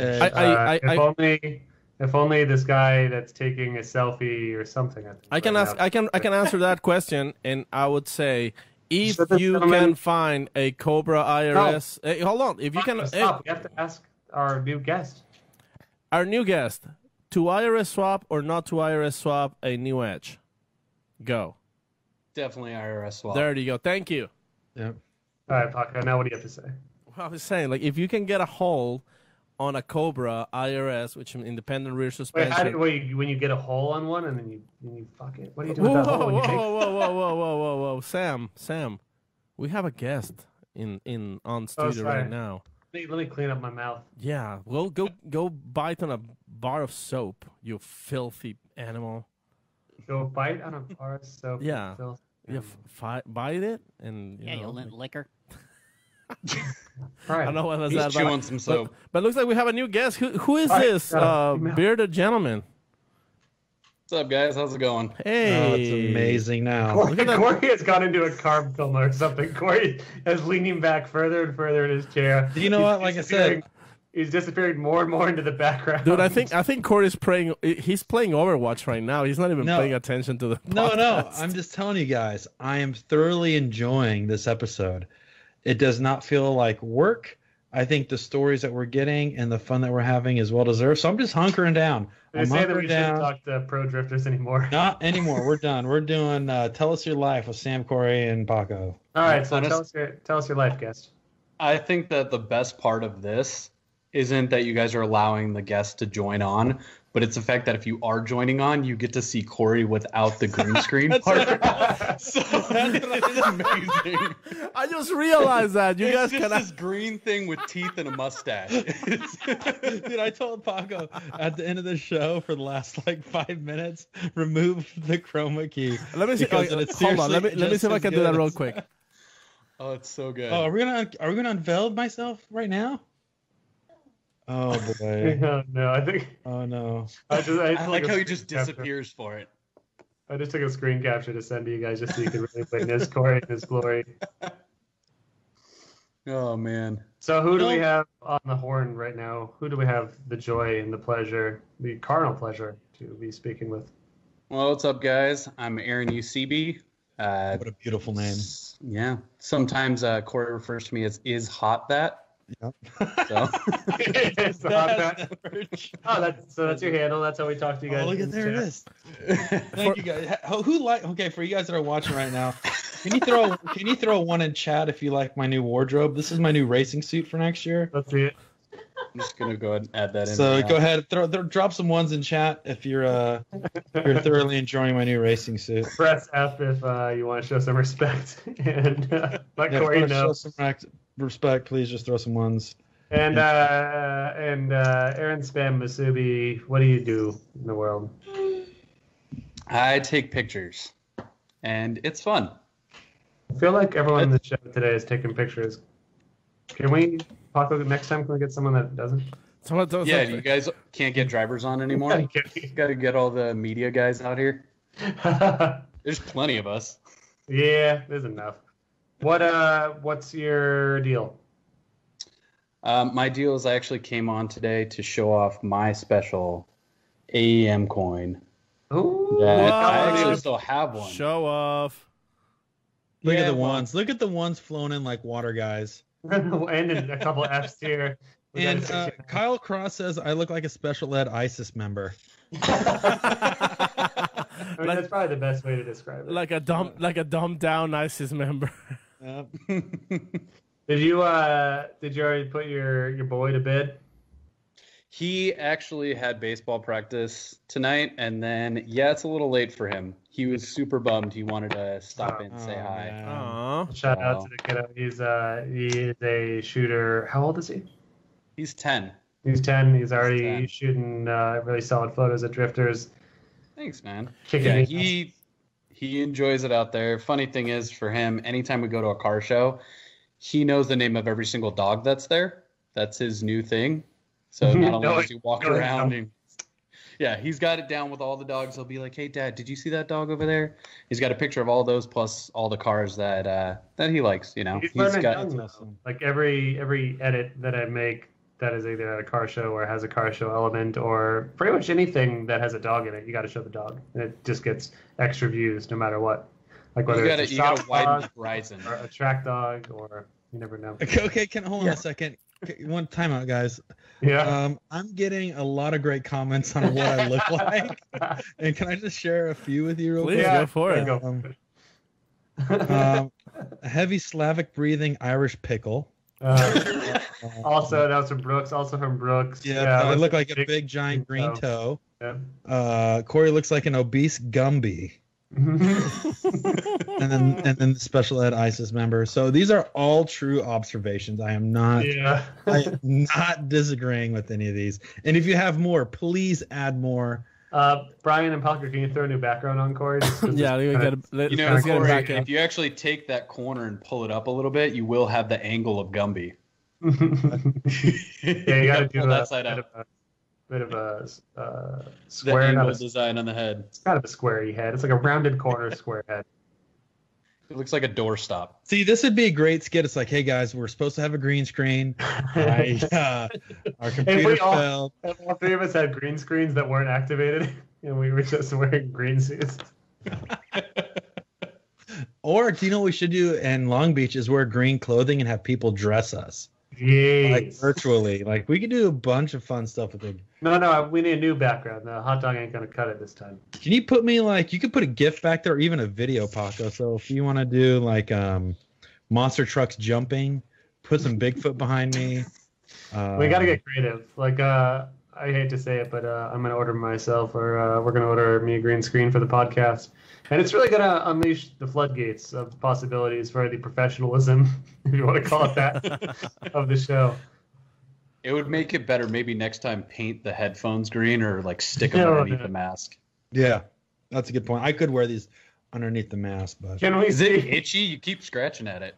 Yeah, no, that's all from the coffee kicking in, so it's messing me out a little bit. Sadly, Chroma Key is kind of like bleeding into Aaron and Sam's environment, and it looks like you guys are like broadcasting from the Matrix. It almost looks like a Sega CD graphics. Yeah, like exactly. Into it. Aaron, how you been, buddy? Not too bad. Not too bad. Just getting ready for the season to start up. Really looking forward to Long Beach. Definitely am. Gino can actually make it out to this one, which is also another benefit. So should be a good time. But other than that, yeah, kind of bored. Racing's a little slow right now. It's called the off season for a reason. Yeah, that's true. What does that mean, Taco? It means that there's no racing, Sam. Get in the program. What can you break that down for me? All right, so off season, like when you turn the lights off and the lights go away, it's just like that. Like racing season goes off and racing goes away until you flick that switch back on. And we're about to flick it back on. It's gonna flick that bean on. Wait, what? Paco. Jesus, sorry. Oh, wow. We try to keep the show professional. Paco comes in here. I am like almost done with this whole bottle, so I'm gonna blame it on Dark Horse. Bottle of what? No, Paco's had one bottle of rosé. Yeah, it's Pinot Noir, no rosé. Thank you. We're celebrating, dude. We're 3 years old. Do you remember Aaron? Do you remember when you were 3 years old? No. Yeah. No, not at all. Good question, Paco. So okay, hold on. We didn't talk about this, but what do most infants do at 3 years old? Like we're at the 3-year-old mark. Yeah, what are the 3-year-olds? Are we still shitting our pants? Are we talking? Are we definitely shitting pants? Definitely running around. Okay, so we're hyperactive people who shit their pants. That is still me at 30 years old. Yeah, randomly putting things in your mouth. You gotta. That we have not done yet, but we should be doing more often. Weren't you eating spaghetti earlier? That kind of random things in your mouth. Yep. Yeah, no, but we should be chewing on Legos and base pop bottle lids, pencils. I mean, I was already smurfing and turfing. That's what I would call it as a 3-year-old. Smurf and turf. Smurf and turf. Yeah, that's what I call it. I go to a fancy restaurant as a 3-year-old baby boy. Can I get a Smurf and turf? Yeah. Isn't that when you butt chug a Sprite and eat a shrimp? Yep. That's exactly Frank. Frank, what's... No, Frank. Aaron. Come on, dude. Get your act together. I'm just thinking about Frank. Was on earlier. Can we get Frank back? Aaron? So what's up? Shout out to Frank. Hey, Frank. Shout out to Frank. What's up, Frank? Aaron, what's cool with drifting right now? What's the coolest thing going down? The different builds. I mean, in my opinion, there seem to be a lot of chassis changes coming up for this new season. A lot of people are kind of switching it up. I don't know. What are you guys looking forward to the most? I'm looking forward to Corey's full Pro 2 season he's running. Oh, yeah. Is that happening this year, Corey? No, it's not. I wish it was, but it's not. No, do you know what? Sam's in the future. He's looking forward to Sam's in the future. I'm just excited to go out there to see you guys. Corey, what's going on? And I'm actually may do Super Drift. I might do Super Drift. Oh my God, Corey's in the photograph. Hey Corey, look at this. Look at this graph. Look at this graph. No, the graph is accurate. Look at this graph. That was really good, Paco. It sounded like Nickelback was right here in the studio. For your audio only listeners, green screen Corey is now living inside of a graph, and that's kind of Chad Kroger. So, is he the guy that makes all that really shitty food at the supermarket? Yeah, that's Kroger. Yeah, absolutely. In the flesh. In the flesh. Is that Ralph's or Bonds? Which one is? Kroger's in a lot of them. I think I know it's definitely at Ralph's. I think I don't know. I'm a whole food to do to get Taco Bell as a supporter on the show. Support nacho fries. Is that tell us your order. If it's 2 a.m. You just got back from a Smurf and turf, but it didn't fulfill you. What are you going to get in the drive-thru to really fill you up and not let you down at a Taco Bell? 3 orders of nacho fries. Jeez, you animal. Monster. Oh, dude, they're so good. And they're limited, so you got to make sure you get stacked up on them. Yeah, my body rejects those. Well, that's sad. Like, yeah, it's sad. It really is. Because So 3 Corey's orders trying of to, nacho fries. Corey's trying to save as much mass as he can. And if he loses any of it, it's really disappointing for everyone. And then you definitely have to also add in the shredded chicken mini quesadilla. That's I've never done that one. That's new to me. It's very good. You guys remember the Mexi Melt? Yes. So the Mexi Melt is basically the beef mini quesadilla with like still $1 instead of Mexi-Melt, raising it up. only in Mexi-Melt I knew. That's Paco's stripper's name was Mexi-Melt. I'm the Mex stiff, bro. No, you're the Mexi-Melter, dude.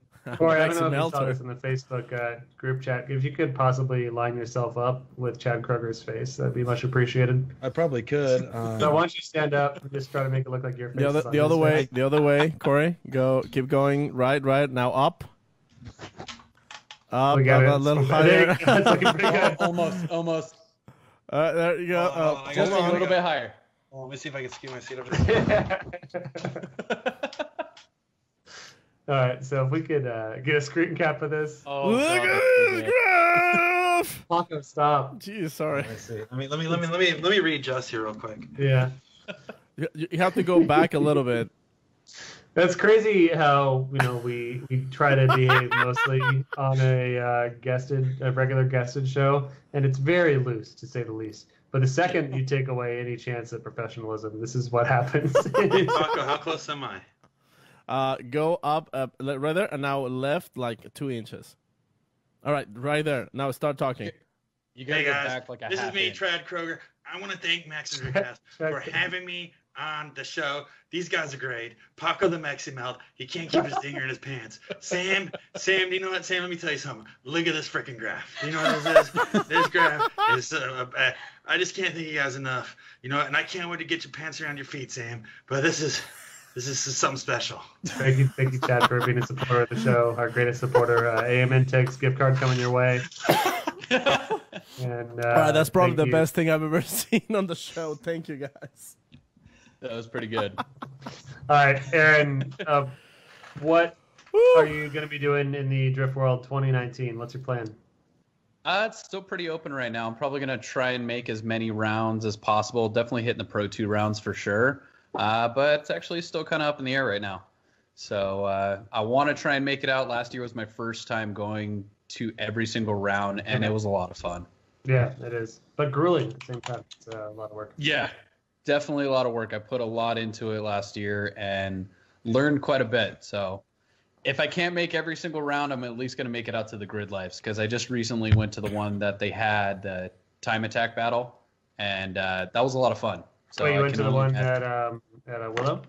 Yes. Perfect. That was what I spent my Super Bowl Sunday. So I'm not a football fan, so it was a much better way to spend it, in my opinion. Yeah, agreed. Yeah, I think most people that watch the Super Bowl would admit that they would rather be pretty much anywhere else.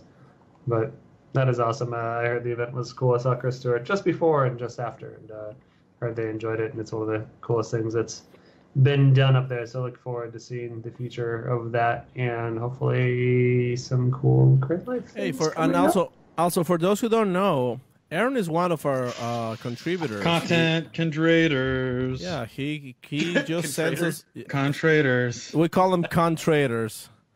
He sends us photos everywhere he goes, and we post. Shares them. his journey with us. Yeah. And we're very lucky to have Aaron share his journey with us, and with you guys too, because a lot of this stuff happens spur of the moment, and having people like Aaron to be able to broadcast it out through us and through his outlets, it's awesome. Thanks, guys. I appreciate that. Well, and thank honestly, you. the platform is really cool. It's nice to see it growing, and it's nice to be able to contribute somewhere. No, it's awesome. All right, how can we find you on the interwebs? It is not hot that. It's I shot that on Instagram. No, it's not right. He's lying. It's If you want to is find hot him, that. it's is hot that Is hot that at AOL.com. Is ASL. hot that at Instagram. Yahoo, can't forget Yahoo. GeoCities is Dog pile. Metacrawler. You can find me on Second Life. You can find me on Angel Fire. .com. But actually, side note, I'm totally going to plug myself just a little bit. No, Corey plugs himself all day long. Plug yourself hard. Is that why you look so constipated? Yeah, he doesn't feel so good. That's why I always look that good. I actually just finally finished my website, and it'll be up this next week, and it's going to have coverage from pretty much any of the rounds, a lot of the grassroots stuff. So yeah, we really appreciate it. That website is lemonparty.org. It is actually. You just got to make sure you go down to the very, very bottom. It's a separate sub menu. So Lemon Party. No, what's your website? Sorry. It's actually AaronUCB.com, but since that's like too impossible to remember how to spell, I also did iShotThat.com. So you can Is hot that.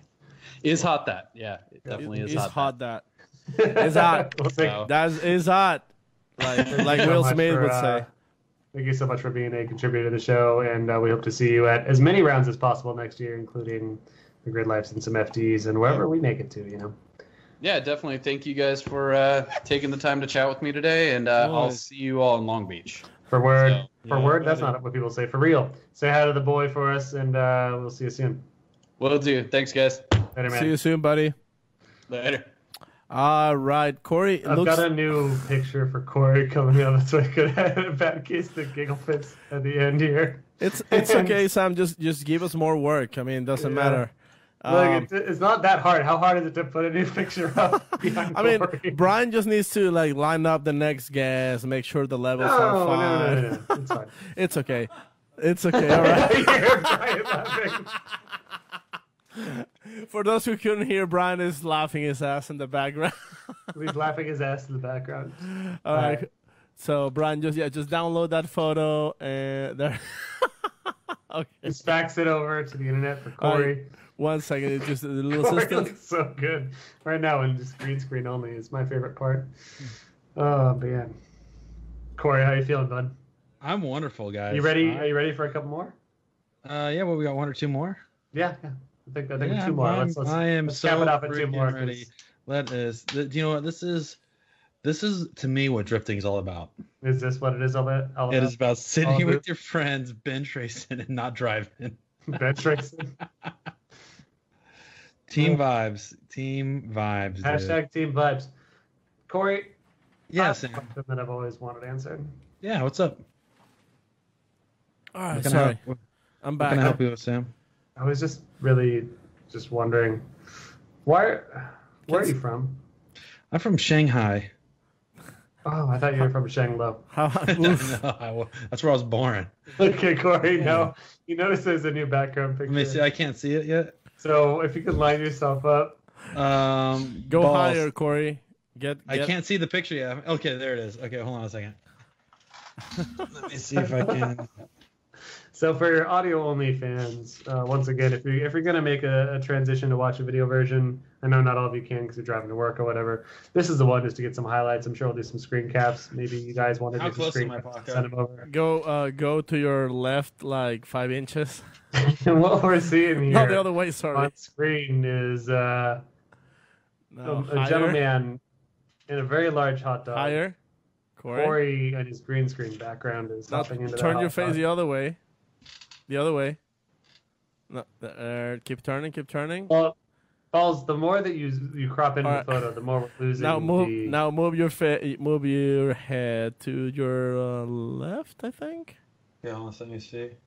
There you go. Keep going. Like 6 inches more. Okay. For those who are not watching, we're just You're wasting watching history time. unfold. A little higher. So what we have right now. Oh, there you go. Right. A little lower. There you go. There you go. Oh, you're locked in. All right, so now let's get the next caller. Let's surprise him with this. All right, so Corey, hold very still. Hold on right there. And you're watching history unfold right here. We've got 80,000 people on Facebook, 35,000 on, 350,000, excuse me, on YouTube. All of you guys, every fan across the globe, watching Corey indulge himself on one of the biggest, floppiest hot dogs combos, hot dog and bun combo we've seen here. So Unfortunately, this is horrible. This is haunting, man. I'm not gonna be able to sleep tonight. No, I'm gonna sleep a lot. Hey. Oh, hey. Like oh, Corey. Now you have to get closer to the screen and lower. Oh, hello. Hey, Corey. It moved a little bit. Corey, Hello? you gotta readjust. Sorry, we got kicked off by whoever this guy is. Oh my God, who is this guy? He is kicking off Corey from his situation. Oh, what? I just realized that he's only seeing green screen though. He's not. Yeah, it's all right. I get it in the corner. I can see it. All right. Yeah, we were getting down and dirty over here. We were I was starving, so I had to go for a hot dog here. Oh, the last one was the best. Have you been watching the podcast up until now?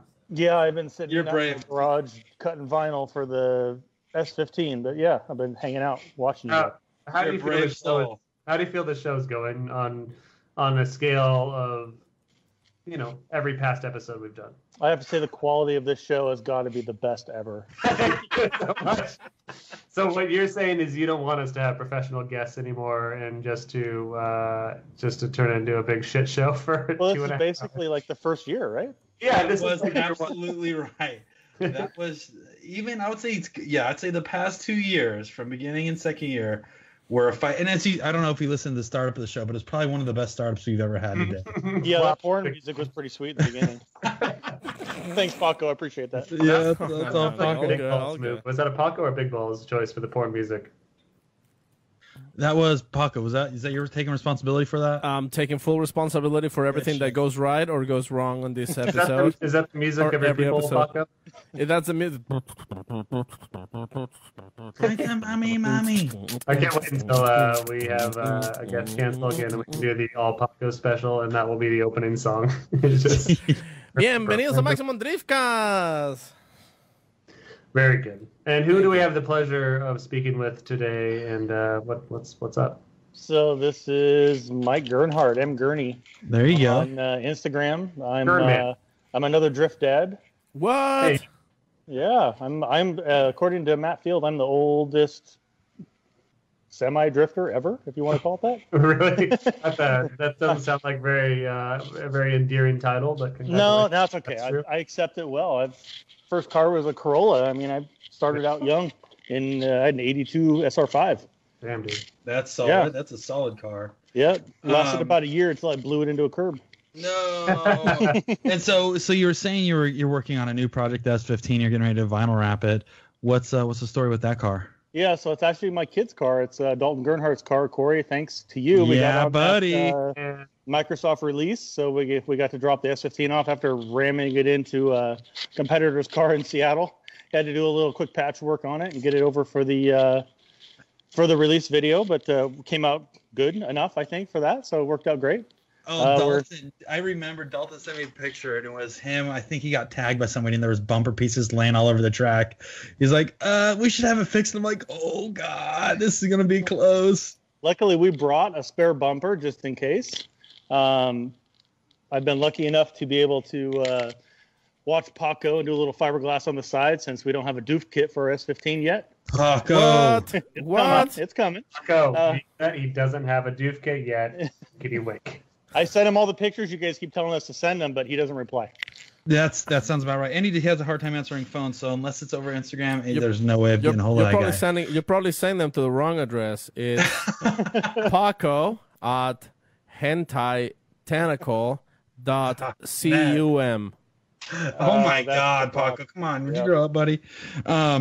So I talked to Dalton quite a bit, but how was that Microsoft experience? It was great. We told him to go do it on your own. I left the truck and the trailer with him. He figured it out. I went home. I had to go to work in the morning. We have a family business, so we got to run the business. Yeah, I ended up tuning in live for it, and it was pretty good. Hopefully, you guys had a good response from it.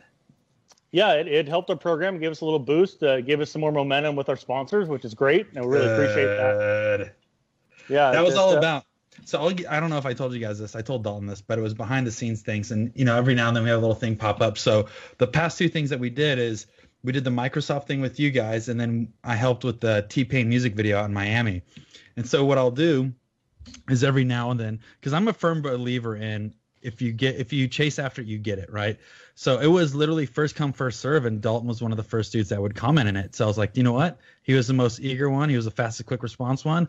Let's see if we can offer it to him. And sure enough, he was able to take it since it was in his backyard. Corey's been practicing chasing and getting it since he was a child. He's been. I was a baby. I was a little baby. Up pigs. First with squirrels, he'd grease them up and chase them, and he would get them. But that's the thing is, there's opportunities everywhere. There really is opportunities everywhere. Did you just drop also that you help out? Sorry to interrupt. Did you just drop that you helped out in that T-Pain vid? Dude, didn't you see that screenshot I posted on my Facebook? Yeah, but we haven't talked about it on the pod. No, we haven't talked about that on the pod. And so, yeah, so T-Pain, so I'll give a backstory on that just real quick. So T-Pain hit me up and he was like, hey, I have this music video that I'm going to be shooting in Miami, but the producer ended up getting all exotics. And he's like, I wanted a drifting themed music video. And so they had Ferraris and Lamborghinis. He's like, I can't have this. Can you find some people to help me get out of here? I need the cars in like 2 days. So that's when I hit up the dudes at Drift HQ and Alex Siegel and those guys out in Florida. And literally spur of the moment, they said, all right, we'll drive 4 hours down to Miami. And they all went down there, and it was a great shoot. And that's the music video that you see today. Yeah. But a lot of these opportunities pop up. You know what I mean? And it's, first come, first serve. And if you want to go get it because they're everywhere, it's just that those people now that didn't comment on it, it's like, dude, well, why don't you pick me? Well, you didn't stand up. You weren't the first one to go up to bat. You weren't the first one to risk it and gamble it. And I think there should be a lot of reward for the people that are out there willing to go chase it and get it, no matter what opportunity it is. I'm a firm believer in almost, and never saying no. Just you don't know what you do until you get it. Maybe good, maybe bad, but you know what you're going to get if you don't do it, if that makes sense. And that's kind of like something that I always lived by. And sorry for Corey getting a little philosophical here, but yeah. Quite the run. Thanks, Corey. Yeah, no worries. Corey, can you punch yourself in the face? I don't have one of those, Sam. I don't know. But by the way, Mike is supporting is one of our Patreon supporters since February 2017. Yeah, I got to thank Chris Forsberg for saving my butt after that 3 a.m. sponsorship that I did for you guys. I thought I was doing a one-time deal. You guys called me out on the air and thanked me, and I straight panicked the next morning. Awesome.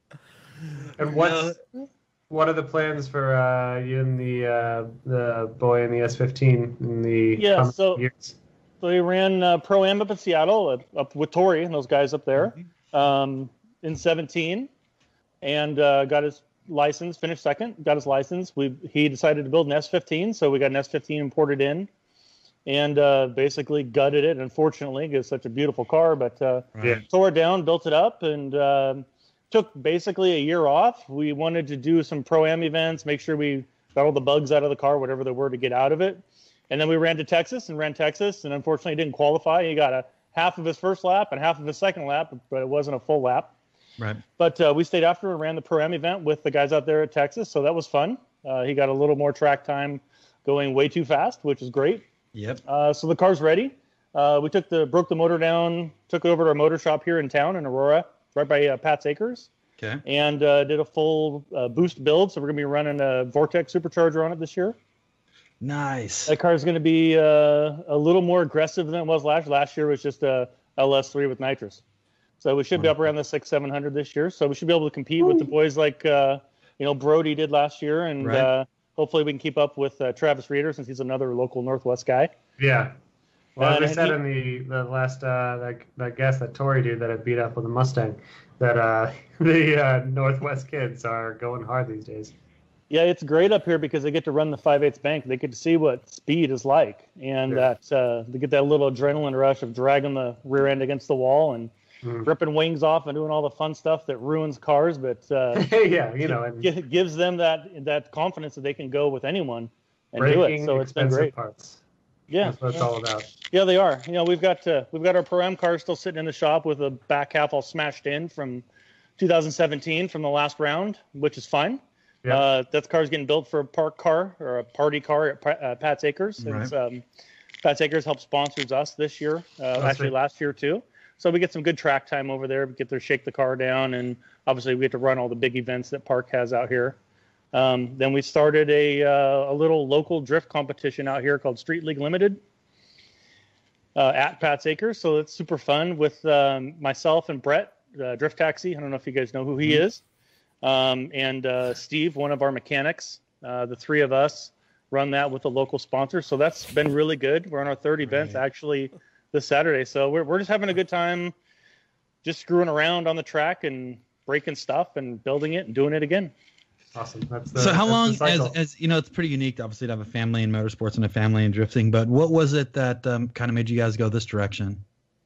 Well, our business has nothing to do with motorsports. It's actually noise control. We make stuff quiet, which is a little obscene ironic, when you think about the loudest. Everyone hates the V8s, but we've got one of the loudest V8s out there, like everyone else does.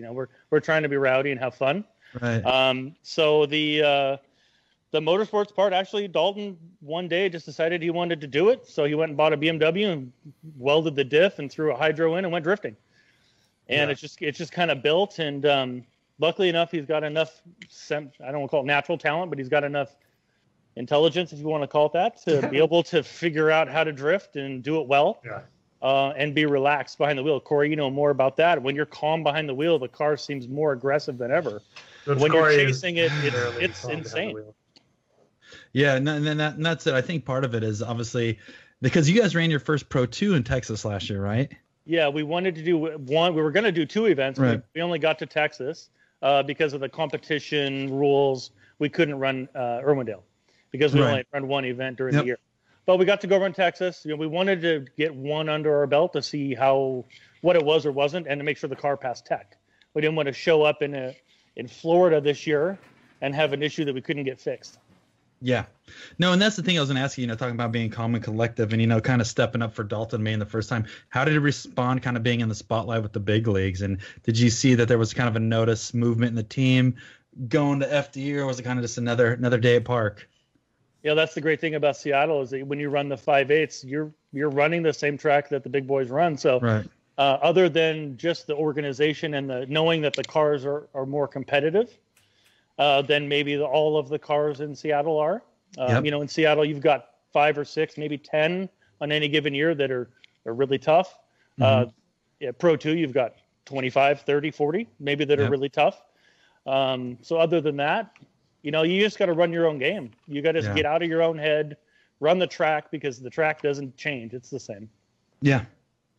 Yeah, it's just, sometimes I remember my first time competing in FD, I had the biggest butterflies and the nerves and, biggest butterflies? And that's always the trick to being a good team is you got to keep a lot of butterflies around you in the pits. Yeah, Corey for sure. The biggest butterflies. Super majestic. They were majestic, Sam. They were beautiful. So is you guys running full season Pro 2 then, huh? We're going to run all 4 events this year, yeah. Congrats. Awesome. That's huge. Yeah, it seems like Pro 2 is going to be a great year this year, and I think we got a lot of solid drivers stepping up out of the grassroots rank. You got a couple people coming. Obviously, you have Orion, Dejanowicz. You have you guys. A lot of Pacific Northwest has been kind of stepping up, especially going to Pro 2 and then going up to Pro 1, especially with Dylan Hughes announcing once again. Baby Boy D went from the whole thing Evergreen Drift up to Pro 2 now doing the Pro 1, and obviously Travis Reeder. I think he has a few things up his sleeves this year that we don't know about yet, but we'll be excited to hear about if something does happen. And the 30 other kids that we didn't mention. There's a lot of names out there that are once again fighting to get into the top, and obviously you guys found a way to break through and come out, and you guys deserved it and earned it. Well, thanks. I appreciate it. We appreciate you, man. I think you said it at the head of the show, but once more, who should we follow and find on the grams and the internet? So the best thing to do is just follow Dalton Gernhardt. It's Dalton Gernhardt at Dalton Gernhardt. Sorry. So it's DaltonGernhardt. That's his Instagram. You can follow me, but all you're going to see are pictures of his stuff and me doing stupid fiberglass stuff in the garage. Hey, man, that's all we want to see. You're the one putting in the blood, sweat, and tears, and Dalton's just playing Sega in his room right now, I bet. Well, actually, right now he's on a set of course, so I'm sure he's probably thrashing around. What? I wasn't that wrong. Party foul. Party foul. Forza. No, that's okay. No, it's he's got the whole phonetic setup, so he's dialed in. I like how Dalton, Dad's in the garage cutting vinyl on the biggest and most professional, absolutely, drift podcast, and Dalton, the up and coming drifter, is playing video. That's awesome. That's funny. I told him he wasn't invited to this one. This was my good. time. Oh, there you go. That's right. That's stepping up. Look, Dad deserves something. That's right, Dalton. A little bit. Get the hell out of here. cutting Kick my rocks. fingers on fiberglass all day long. That little shit has stolen your best years. All right, you deserve something back. I'm kidding. Hey, I'm a grandpa now, so he's second fiddle. Oh my All god. right, there you go. Dalton, damn it. Well, awesome. Thank you guys for obviously coming on the show and spend some time with us. We're looking forward to see you guys out in Pro 2. Obviously, best of luck. If you guys have any photos or content or any other news that you guys would like to have put out, please send it our way, and we'd love to see what we can do to help you guys out. Yeah, I'm going to do a little shameless plug here. I got invited to, or asked to bring in about 20 drift cars to the Portland Roadster Show. Oh, sick. Here coming up in March. So we're going to have 20 of the Pacific Northwest drift cars everywhere from, street cars all the way up to the Pro 2, Pro 1 cars. Hopefully we can get Cameron and a few guys up here in the Northwest to get their cars finished in time to get over there. Please make sure they have bumpers, fenders, and hoods on them by the time they get to the car show. And that's the hurdle. Yeah. And at least vaguely matching paint. Yeah, they leave from there, go straight to Long Beach. So, yeah, they got to have all that stuff done before they get there. So that's going to be a big push. But I appreciate all the support you guys give us on the lower ranks, and that's why we support you back. Well, we look forward to definitely do a full show with you and Boy later on in the year when you guys have cut your teeth in Pro 2 and seeing what it's all about. That sounds good to me. Awesome. And thank you guys for the shirts, by the way. Wear them all the time. Yeah, so we'll have new ones coming this year. We've got our own vinyl machine coming, so we're gonna make our own this year. So they'll be on their way to you guys shortly. Awesome. Stoked. Super stoked. Thanks again, you guys. Means a ton. Yeah, thanks, guys. See you soon. Thank you, Gernhardt. How do you pronounce it? Gernhardt? Gernhardt? Yeah, don't overthink it. Gernhardt. Gernhardt. There Shoot it out, Paco. Just slur it out real quick. I have a speech impediment. It's called Spanish. Yeah, that's true. Paco, don't degrade yourself. You're better than that, buddy. Actually, my speech impediment right now is called Dark Horse. Dark Horse. Yeah, mine's a silver bullet. Sorry, There you Tori. Hey. All right, man. Have a good night, bro. All right, take care, guys. Later, man. All right. Paco and Brian, did you see the final form? That's Corey's about to morph into its final form. So before, while Brian does that on the background, let me tell you about our new sponsor. Okay. Bass Flutes Incorporated. Bass Flutes is a provider of premium bass flutes and East Coast and West Coast as well. Go to bassflutes.com/Maximum Driftcast for a 35% off on your Primo bass flute. I wish that was a thing. Can we market the bass flute? Is that patented technology, do you think? Actually, I'm going to Google this right now. We're going to Google bass flute.com. See if it's available. Please, no one snag this from us. No. While we're doing this. Oh my god! If you Google bass flute, there's some good images. It's not what you would think, unfortunately, but there's still some solid images.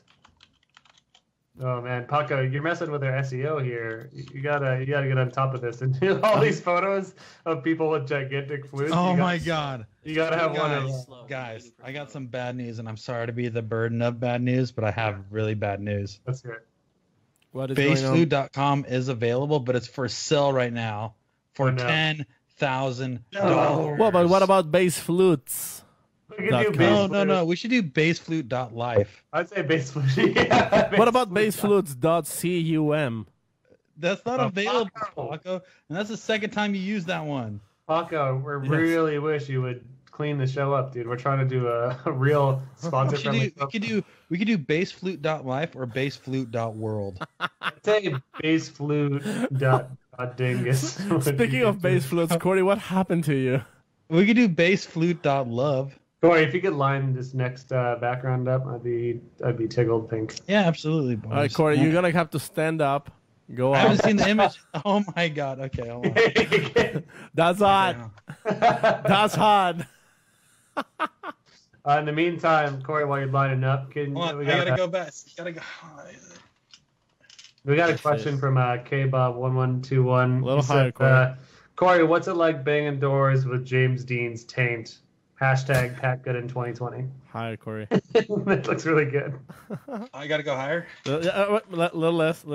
Like 2 inches low. All right. Right there. All right, now talk, Corey. Right. So for video or audio only, once again, please check out the video for a couple. You should definitely screenshot all of Corey's forms for this. But all right, guys, let me tell you something here. I'll tell you about banging doors with James Dean's Taint. Me and Nick Swan, we've been playing Forza for the past 2 weeks, okay? And what we've been doing is doing public invites. So if you would like to join our Forza channel every Wednesday and Thursday on PC or Xbox. So we actually had some dude join our lobby and had James Dean's Paint, and we had a very angry player call it James Dean's Taint. So we've been driving with James Dean Taint the past 2 Forza sessions. And how's that been going? All right. Time to add a new guest. Brian Saunders.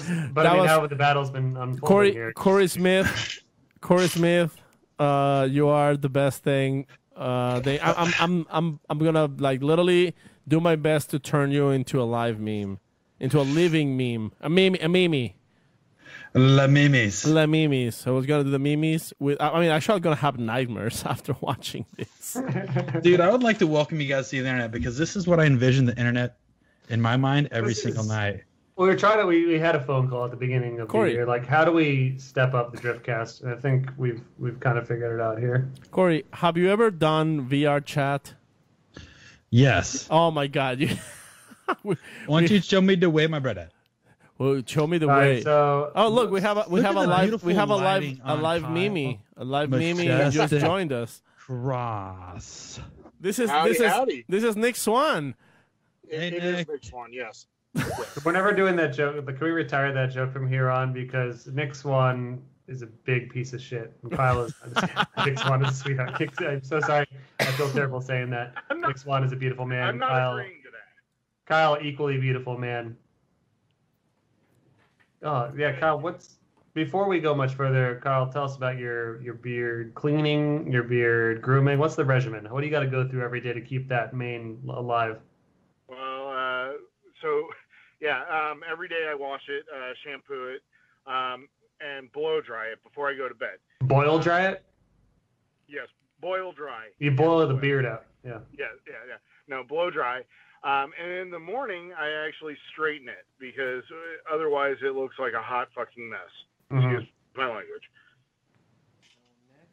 Yes, I straighten my beard. And for those that have never encountered the Majesty, tell us about yourself. What do you do? How are you this handsome?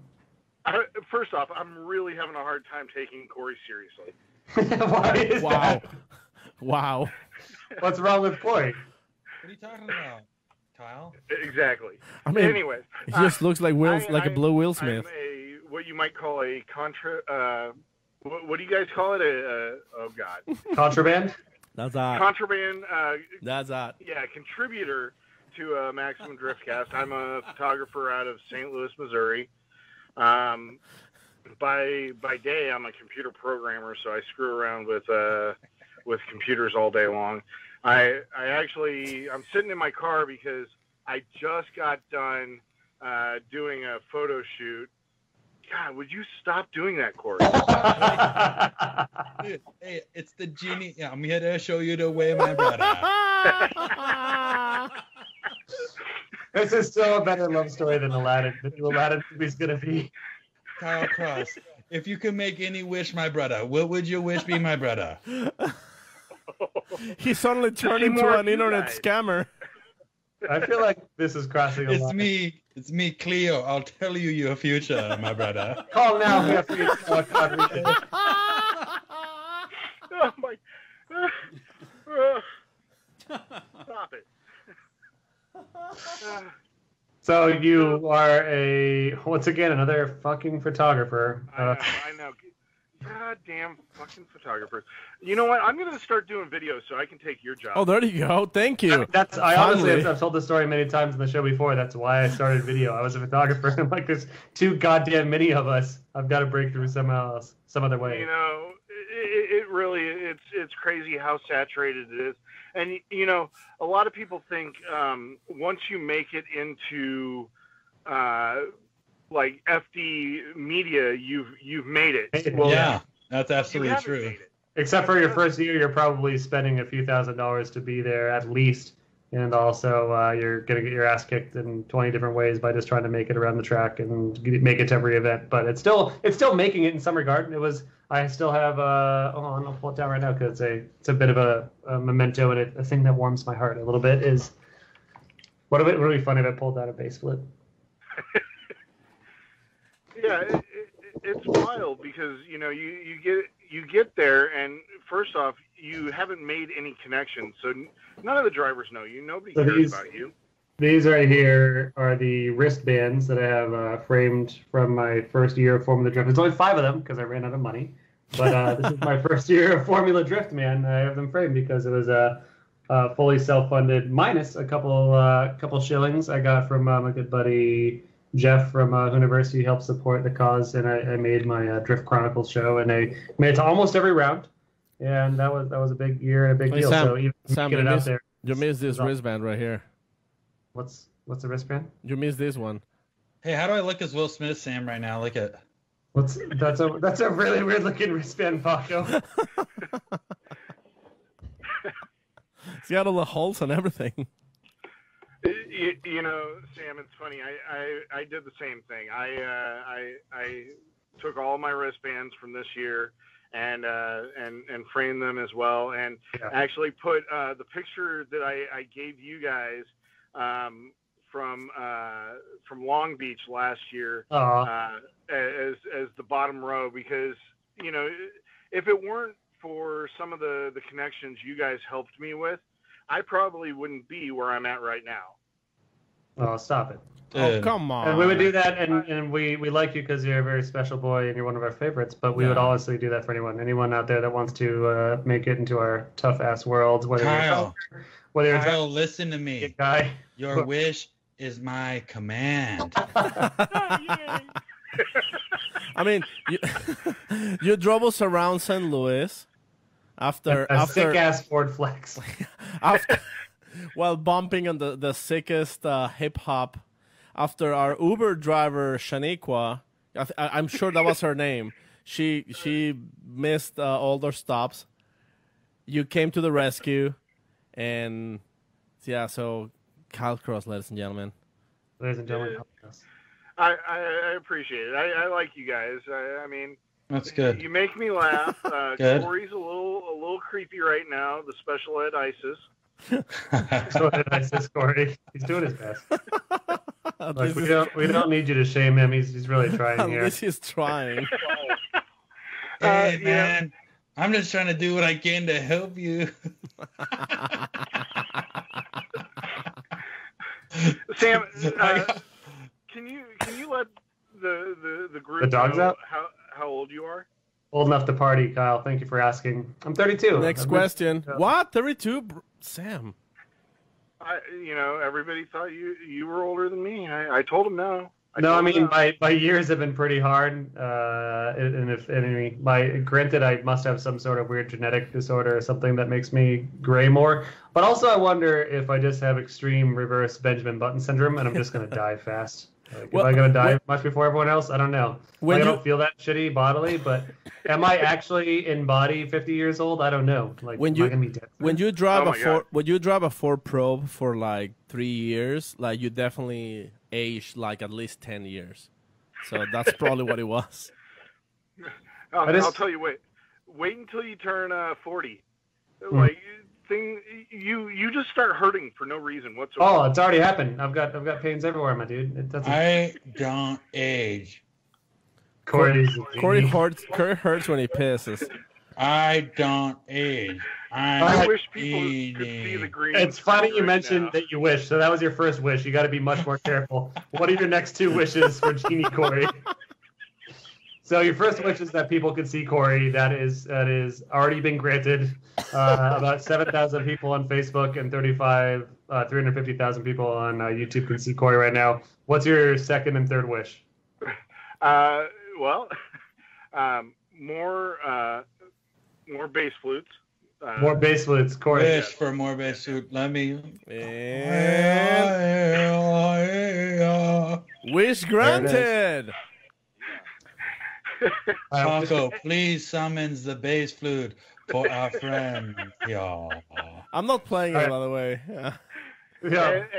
And the last is just to have a good season this year and make more connections. I mean, just trying to get out there and get myself known and help you guys build your practice as best possible. Corey, can you grant that wish or not? He's out. He's working on it. Hold on, Kyle. Don't count him out. He's working. Is he snoring? Stop being a genie. Stop being a genie. Just let him work on it. I can't. I have to. My neck is hurting, dude. I'm seizing up. So Corey couldn't make that one happen on Genie. The third wish will never be a mystery. And what he's saying, Kyle, is that you have to work on it yourself, but we'll be there every step of the way to help you. Damn it! Isn't that heartwarming? You know, I'm coming for you. For me? Videos where I'm at. Are you going to be making eye contact with me while you do that? Yes, and I'm going to take nut shots with the drones, with the mini FPV drones, nut shots all day long. You have nothing. Oh man, are you already flying one, or have you tried yet?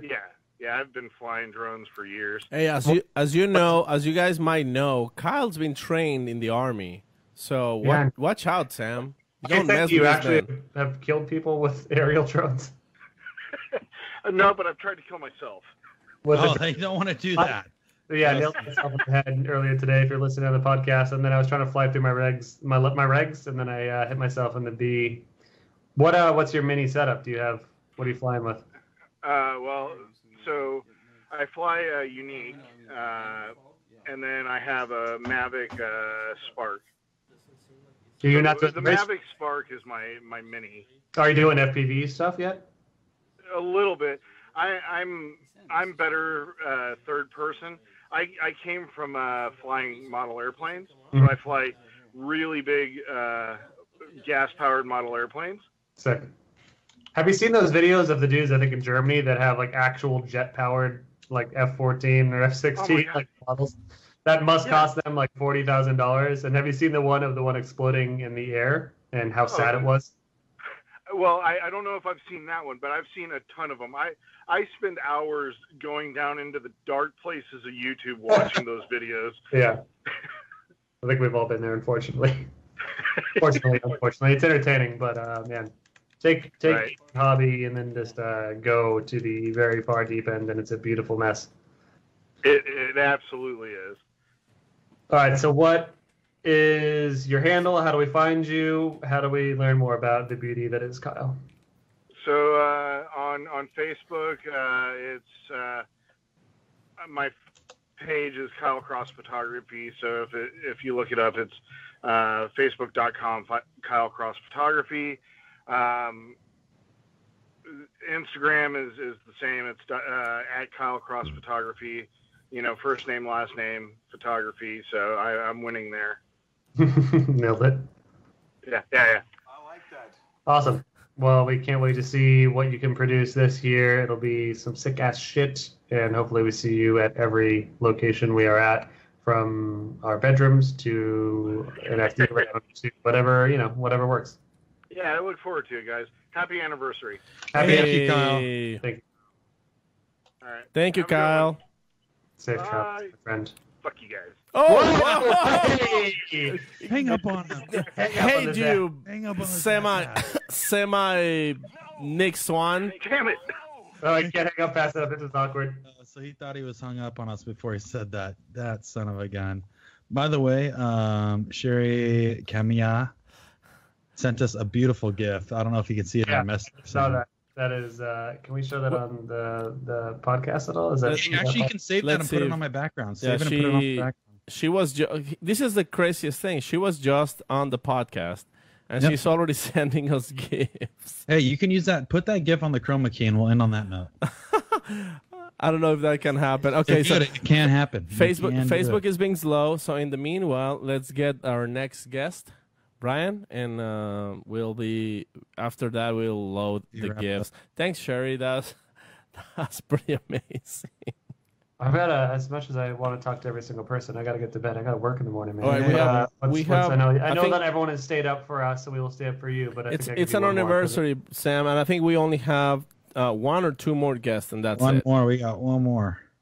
Corey's got one more. He's the genie. He's all tired out. He's been rubbing his lamp all day. Dude, I've been rubbing my lamp all night, live on the air. Hello. Oh, hello. Who goes there? State your name. ASL. State your name Andrew. and purpose. Andrew, what is your purpose? To have fun. Have fun? All right, that's fine. I approve of your purpose, Andrew.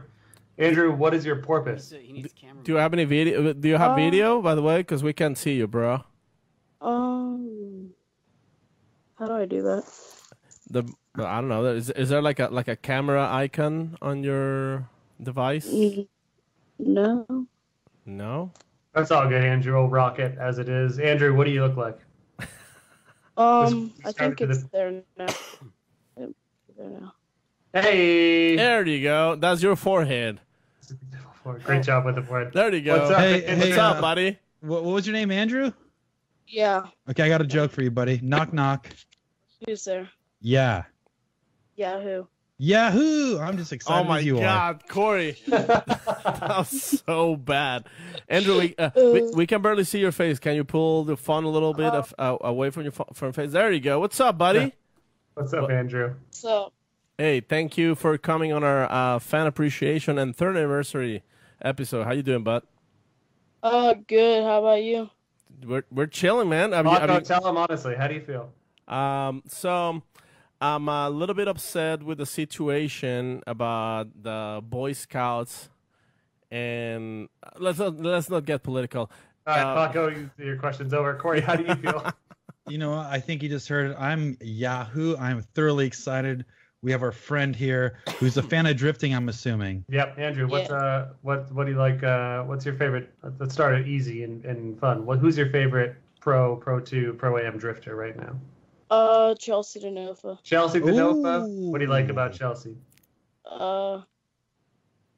Pretty much all the big angle. He's currently the big angle. I like Good the man. pizza steering wheel. It's probably my favorite. The pizza Chelsea steering wheel is fact. definitely a good thing. Andrew, by the way, we can't see your face. We only see your forehead. It's okay, Paco. It's okay. Let's just. It's okay. It's okay. There you go.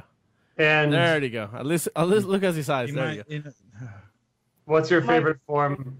What's your favorite form of Chelsea DeNova? Is it broken BMW Chelsea DeNova? Is it shredding a party car BMW Chelsea? Or is it Mustang RTR Chelsea?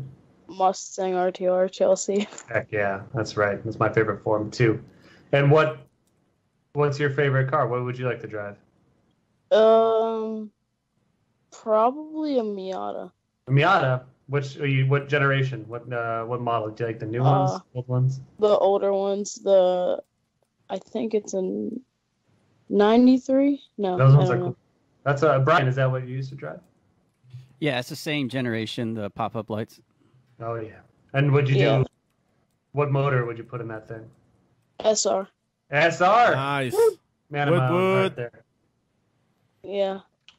I think I went to New Jersey this year. I think I met Corey and Paco, but I don't think I met you. I was probably busy out picking fights in the beer garden, if I had to guess. Yeah. So who's your? Okay, we need your help here. Who's your favorite Driftcast host in order from best to worst? Go ahead. Okay, Corey favorite. Sam second. You heard it first. Hey, Brian, first. hang up on Reagan this guy. Burn. Well, just for that, do you have an Xbox? Yeah. Do you play Forza? Some. Which Forza do you have? Motorsport 7. Hold on a second. Let me see if I can find something. So do you have Forza Horizon? Yeah. So you have both Forza Horizon and Motorsport 7. Which one's your favorite, though? Probably Motorsport 7. Why is Motorsport 7 your favorite? Because I get to crash Corey's car the most. My next question. You answer the question for me. We haven't gotten to do the competition yet, but I really want to do the Who Can Crash Corey's Car, the hardest competition someday. Do you like driving that thing? Yeah, it's really grippy. All right, so do you know what I'm going to do for you? What?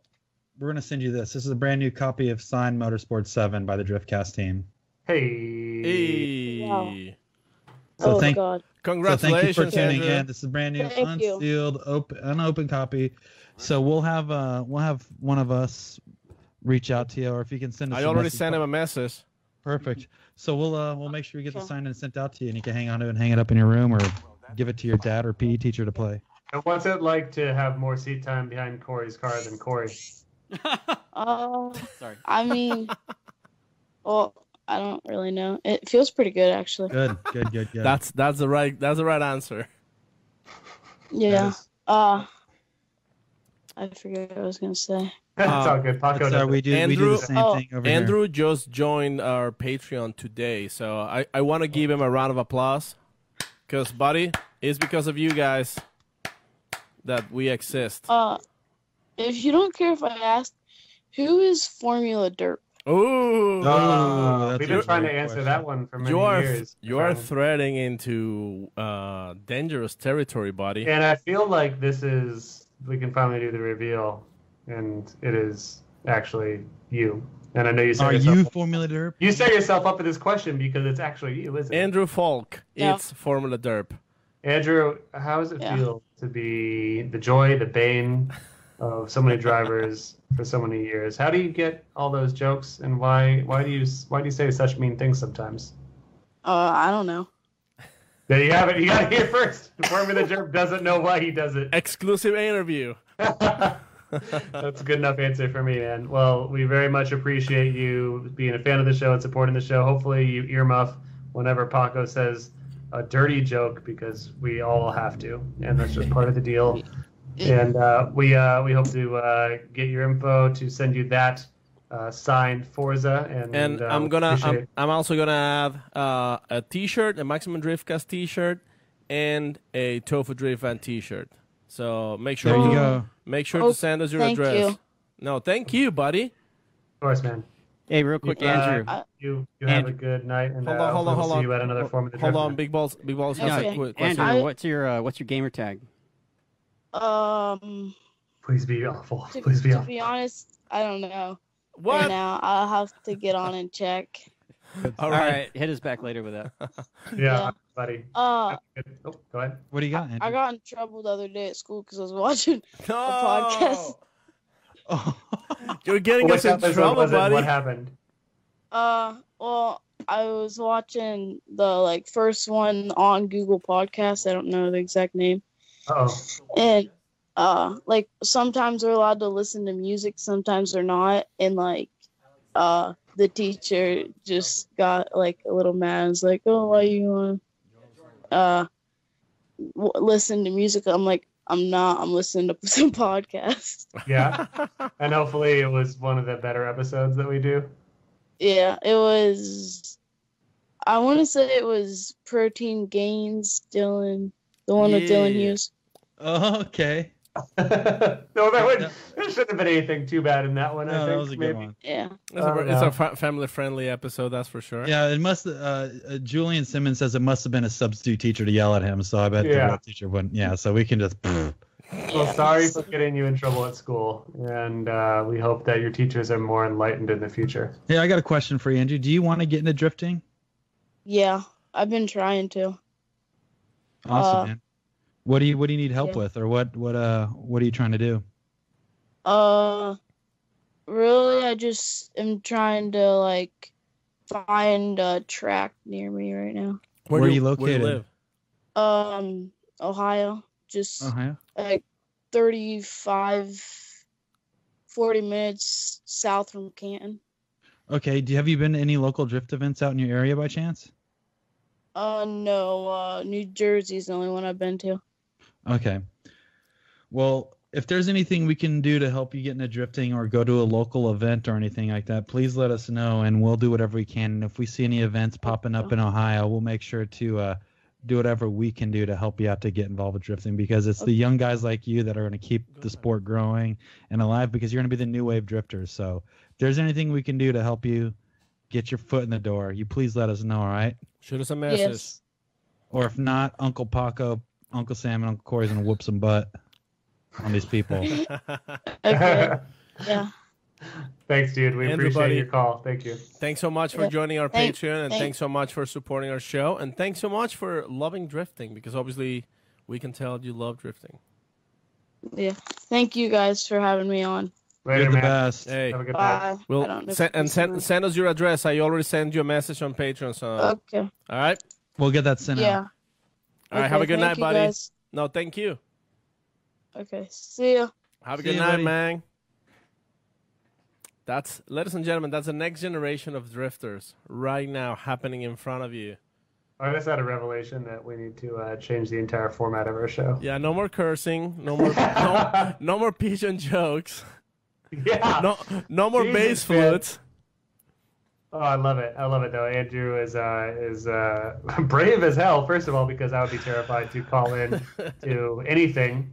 I still kind of am, to be honest with you. And yeah, I had huge butterflies. Yeah. The biggest butterfly is bigger than Corey brought to his pit back in the day. Like, just even going on someone else's podcast, on the Smoking Tire podcast, is like scary to do the same thing I've done, 150 times now with you guys. But it's like, and then here's this next generation drifter coming on our show, just owning it. Good for him, man. Yeah. It's yeah, you know what I mean? It's sometimes you got to get slapped in the face with reality, you know what I mean? And have a 13 or 14-year-old kid tell you how much he loves the show and get Dude, yelled that at kid us. was 35. He was an old man. He was Andy Milanakis. It's a man. It's what known as a man kid, a man child. Yeah, so everybody, real quick, everybody in YouTube chat, everybody on Facebook chat who's dropping F-bombs and C-bombs, you're Think just about as what you've guilty done as with your us. life. Think about what you've done. Look your whole what life. you guys have done. Andrew Follick, thank you again, buddy. Thank you, 'cause Andrew. you are a legend amongst many men. But Corey lives inside Will Smith Genie's chest. I'm just marinating and soaking it up and enjoying being surrounded by this wonderful creature behind me, Willie Smith. Paco, is that it? Do we have any more? We have one. It's ringing. One more. The last one. Is If he this our new doesn't, longest show ever? It will be. It is. Holy dick balls! It is. Corey. Sorry. I'm just sending right now a message. If he doesn't pick up, that's all for us. That's the big old end of it. Let's see. So this is the moment where Sam tells us about his new line of body and skin products. Sam. So anyways, I've been putting on something called Jergens. And what it does is every morning before you get in the shower, what you do is you apply this to your body, your middle body, upper lower body, and the lower upper body. And what you do is you just use this, and then you feel good. And then your body's soft, your skin's worn in, and you're ready to go for the day. And you're moister than an oyster. Moister than an oyster. Paco's gone. Paco's Sam, gone. we can hang up on the show right now and just leave and leave. Would anyone know if we just hung up on the show right now? And then we let Paco do the last guest, and Paco, I can't imagine how good that interview would be if Paco was managing. We should let Paco manage this next one. That's what they would just make that noise the whole time. Let's Paco manage this one. We'll just sit back and be quiet. Looks like they accidentally ended the show. I just see Will Smith on the screen. Nope, it's switching. It's switching. Thank you guys. Just Will Smith. Okay, shh. It's in Spanish. Okay, so let's. in Spanish. Okay, hey. So when Paco gets back, Sammy, Yep. we're just gonna sit back and not say a word. We'll see how many times we get dead silence after Paco asks a question. So it looks like right now, we're doing it's like the 24-hour stream equivalent of a podcast. It's just 3 hours deep in Maximum Driftcast. Paco has fallen asleep underneath the desk. There's no way he's going to be able to hit the stop record button. No, he's not. He's easy. Well, Paco's, we're trying to add the very last guest we had lined up, and he's not picking up. That's all good, man. We've done our duty. It's been a lot. You said, and, you guys said duty. God bless all you people that have listened this far into the show. You have definitely done your duty. We thought we would reward you with 3 years of podcast perseverance with making the longest, most difficult to listen to episode. It's an hour for every year. Only assuming that, an hour for every year. That means next year we got to do 4 hours. But of course, we appreciate you guys listening in. And if you enjoy just candid conversations with random drift fans from honestly around the world as we experience, then I bet hopefully you haven't not enjoyed this. And if you have a work day and you're listening to this in your work day is like half done. And honestly, listening to this couldn't have made your job much worse. So hopefully, maybe it made it better. Or if you're like our good buddy Andrew, you're listening to it in school and your substitute teacher has now sent you to the principal's office and you're going to have to delete your podcast app soon. But if that is the case, then we are sorry, and we hope that you can get your podcast back soon. Yeah, that's right. Corey? Corey? Yeah, I'll just enjoying some genie nipple. Do we have any other major... we'll wrap up with this. So, guys, we've been going to leak little by little on what we're doing for this year, and obviously AM, Chris, and those guys being such a huge supporter of us. We actually got another new supporter for the podcast. Can we see your face for finally, like just to close the show, Corey? Let's bring it back to the Green Man, the Grapist. You want Green Man or my face? Just your face. We want to see your face at least, because I mean, what if people don't really believe it's actually you? Oh, there you go. It's been Corey the whole time, guys. You've been had. It wasn't hot dog eating guy. It wasn't actual hot dog. It wasn't Willie Styles. It's been Corey the whole time. Yeah. It wasn't the Chad Kroger's. So you guys got scared for a second because you thought I was the genie. You thought I was Freddie Chad Kroger. You thought I was Paco's Aztec. It's been me. Sorry it took me so long to come out, but it's me. I'm here. Hopefully you guys are comfortable. And I think what I'm most happy about with this episode is that I wasn't Andrew's least favorite host. Yeah, no, that's good. Maybe that's just a sign that we all need to work on something. You know what I mean?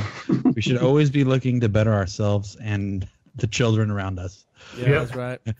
And I mean, in all seriousness, I can't believe we started the episode with the Green Grapist.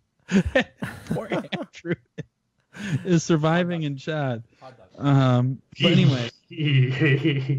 Whoa. And in all seriousness, I mean, like, think about this, guys. Like, we've been doing this for 3 years. It feels like it's been 4 years. It's been 5. Feels like it's been 5. And still got it, baby.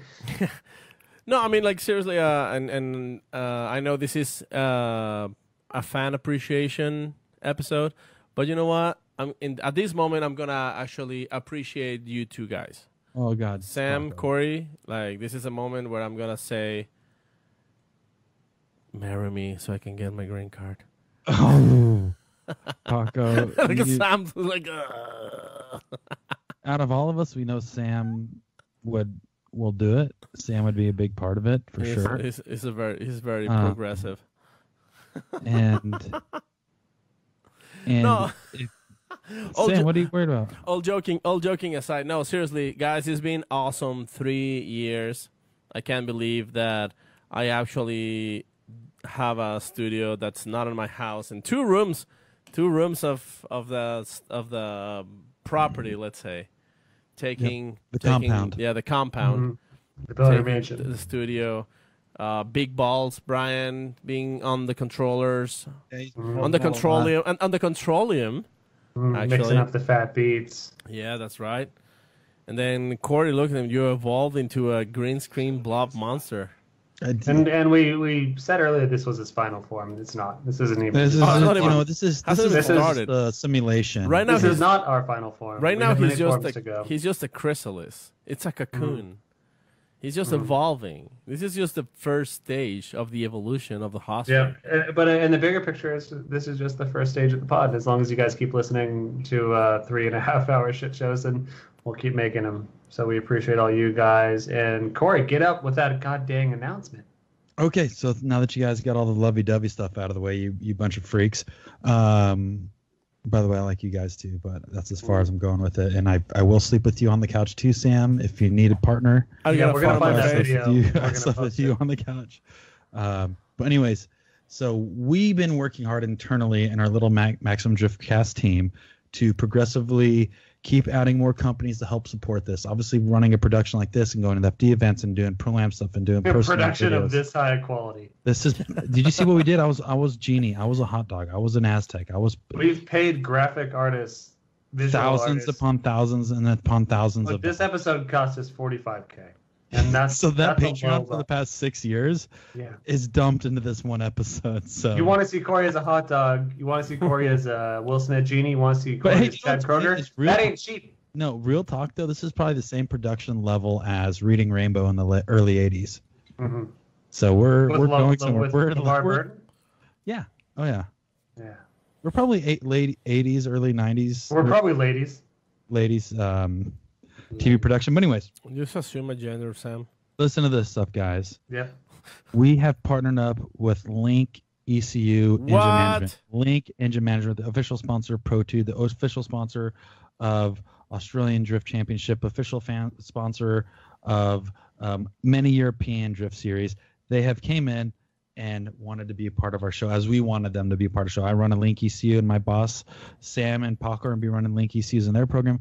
But listen to this. Program. We will be doing a lot more giveaways. Like the thing is with Link, we told them that we want a partnership with them that's going to be able to give you guys, the listeners, an opportunity to get more product or win product.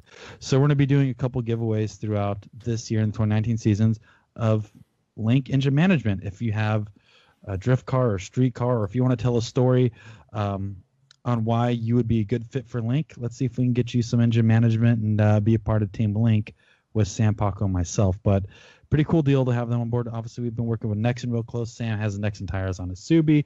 I run Nexon tires on my rig. Paco runs Nexon tires on the Dolphin, the Cadillac, the Aztec, the Buick, the Way 300 too many ZX, vehicles to list. But anyways, guys, the whole idea is about working with these sponsors is to be able to not only work with us, but once again, be able to bring the brands that can deliver to you guys. So Link ECU, thank you for coming on board. Look forward to a bunch of stuff, especially our Patreons. It's probably going to be working with you guys quite a bit, but can't thank all these guys for the support. Of course, AM Intakes. And as Chris kind of mentioned over his 30-year-old quinceañera earlier, we got a bunch of swag, and we're going to try to give it to everyone that participated in the show tonight, or as many of y'all as we can. It'll be random if we don't have enough for everyone, but if we do, we'll make sure. Let's. So we have two giveaways from AM. One is a $300 gift card, and the other one is the swag pack. It's a hat, keychain. Well, don't we have some other stuff too? Can we? Well, in one kid, it's got the $300 gift card, which I'm sure is probably going to come with a bunch of merch on it, and the other one is a swag pack that we're going to give away right now. Let's see if we can get the people on the comments. Who do you think was our favorite guest of tonight? If we can get like real quick a bunch of people commenting on YouTube and Facebook, who deserves the swag pack is gonna get it right now. Because Corey already gave away a Forza, an autographed Forza copy for Andrew Falk. So let's see real quick who is going to get the AM swag pack. The problem is that everyone in the comment section still is just a bunch of Chinese bots that we purchased. And thankfully, Leak Rod in the chat has said Will Smith gets it. So I think Will Smith gets the win. Thank you, guys. Tori Jelinek says, Tori Jelinek. Kyle Cross says Fat Reilly Sexsmith. Fat Reilly Sexsmith gets the win. Will Smithsford. Tori says he'll beat Sam's ass to get it, which gave us the option to ban, and then someone chose to not ban that comment, so that's a bummer. It says Nick Swan gets it. I mean, that actually, guys, that wasn't Nick Swan. That was Kyle Cross. Sorry to burst your bubble, but let's see if we can get real quick and a winner. We're just gonna draw it. I like how 84 Super cut Jacob all 185 centimeters of him left. See, I'm telling you, isn't that weird to give measurements in centimeters? What about Deputy Boner? Whatever happened to him? Deputy Boner. What about Sheriff Hairless? Sheriff Hair Chest. Ball See, chest. Paco, Yes. I would have cautioned against opening up the chat to have them tell you who deserves it, because literally everyone has said a different name, and some of them have just said really great things, like I'll beat Sam's ass for it, or Will Smith's for it, or actually Sherry. I don't know who actually Sherry is. Limitless Alex, like Paco.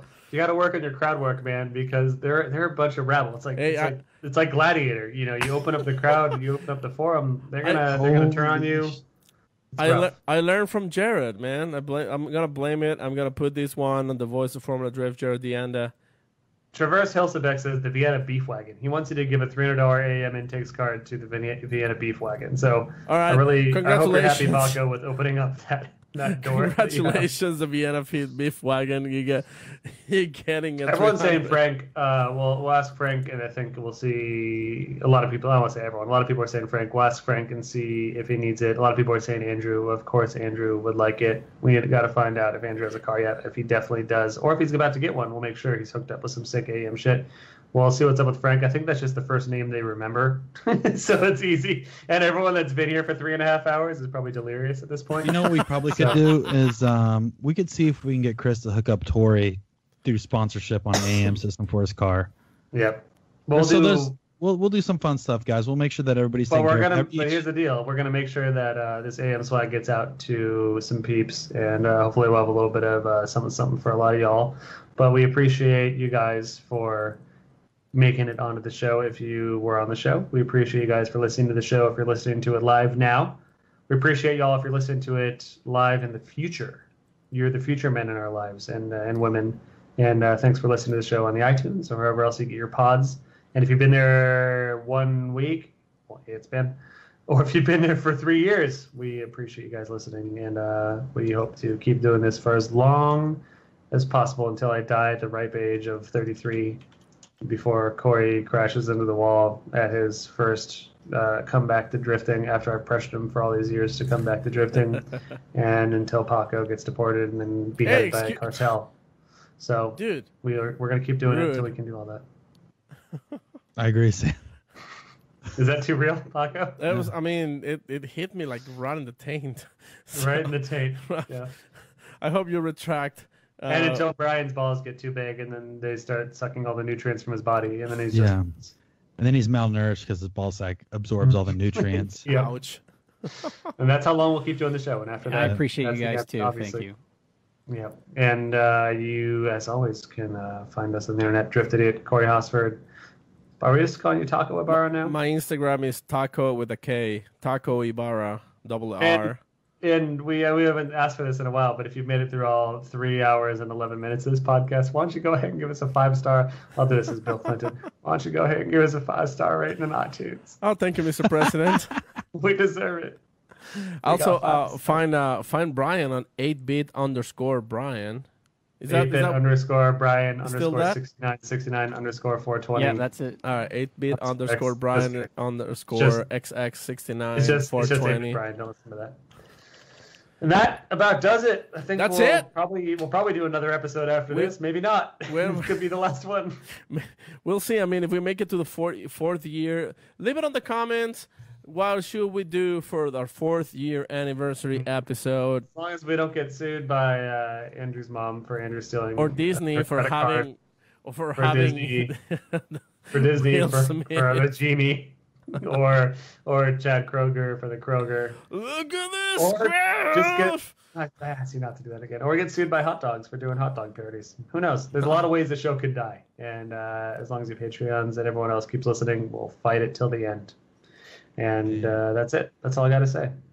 And with that said, thank you guys for tuning in on our 3rd anniversary episode / fan appreciation episode. Thank you, Sam. Thank you, Corey. Thank you, Brian. Thanks, everybody on our Patreon. Thanks, AEM Intakes. Thanks, Link ECU. Thanks, everybody. Thanks, America. Thanks, USA. And we'll see you next week. Tuesday. Tuesday, Wednesday. Let's just say see you next Tuesday. That's correct. Yeah. All right, Brian. Send us to oblivion. Have a good night, everybody.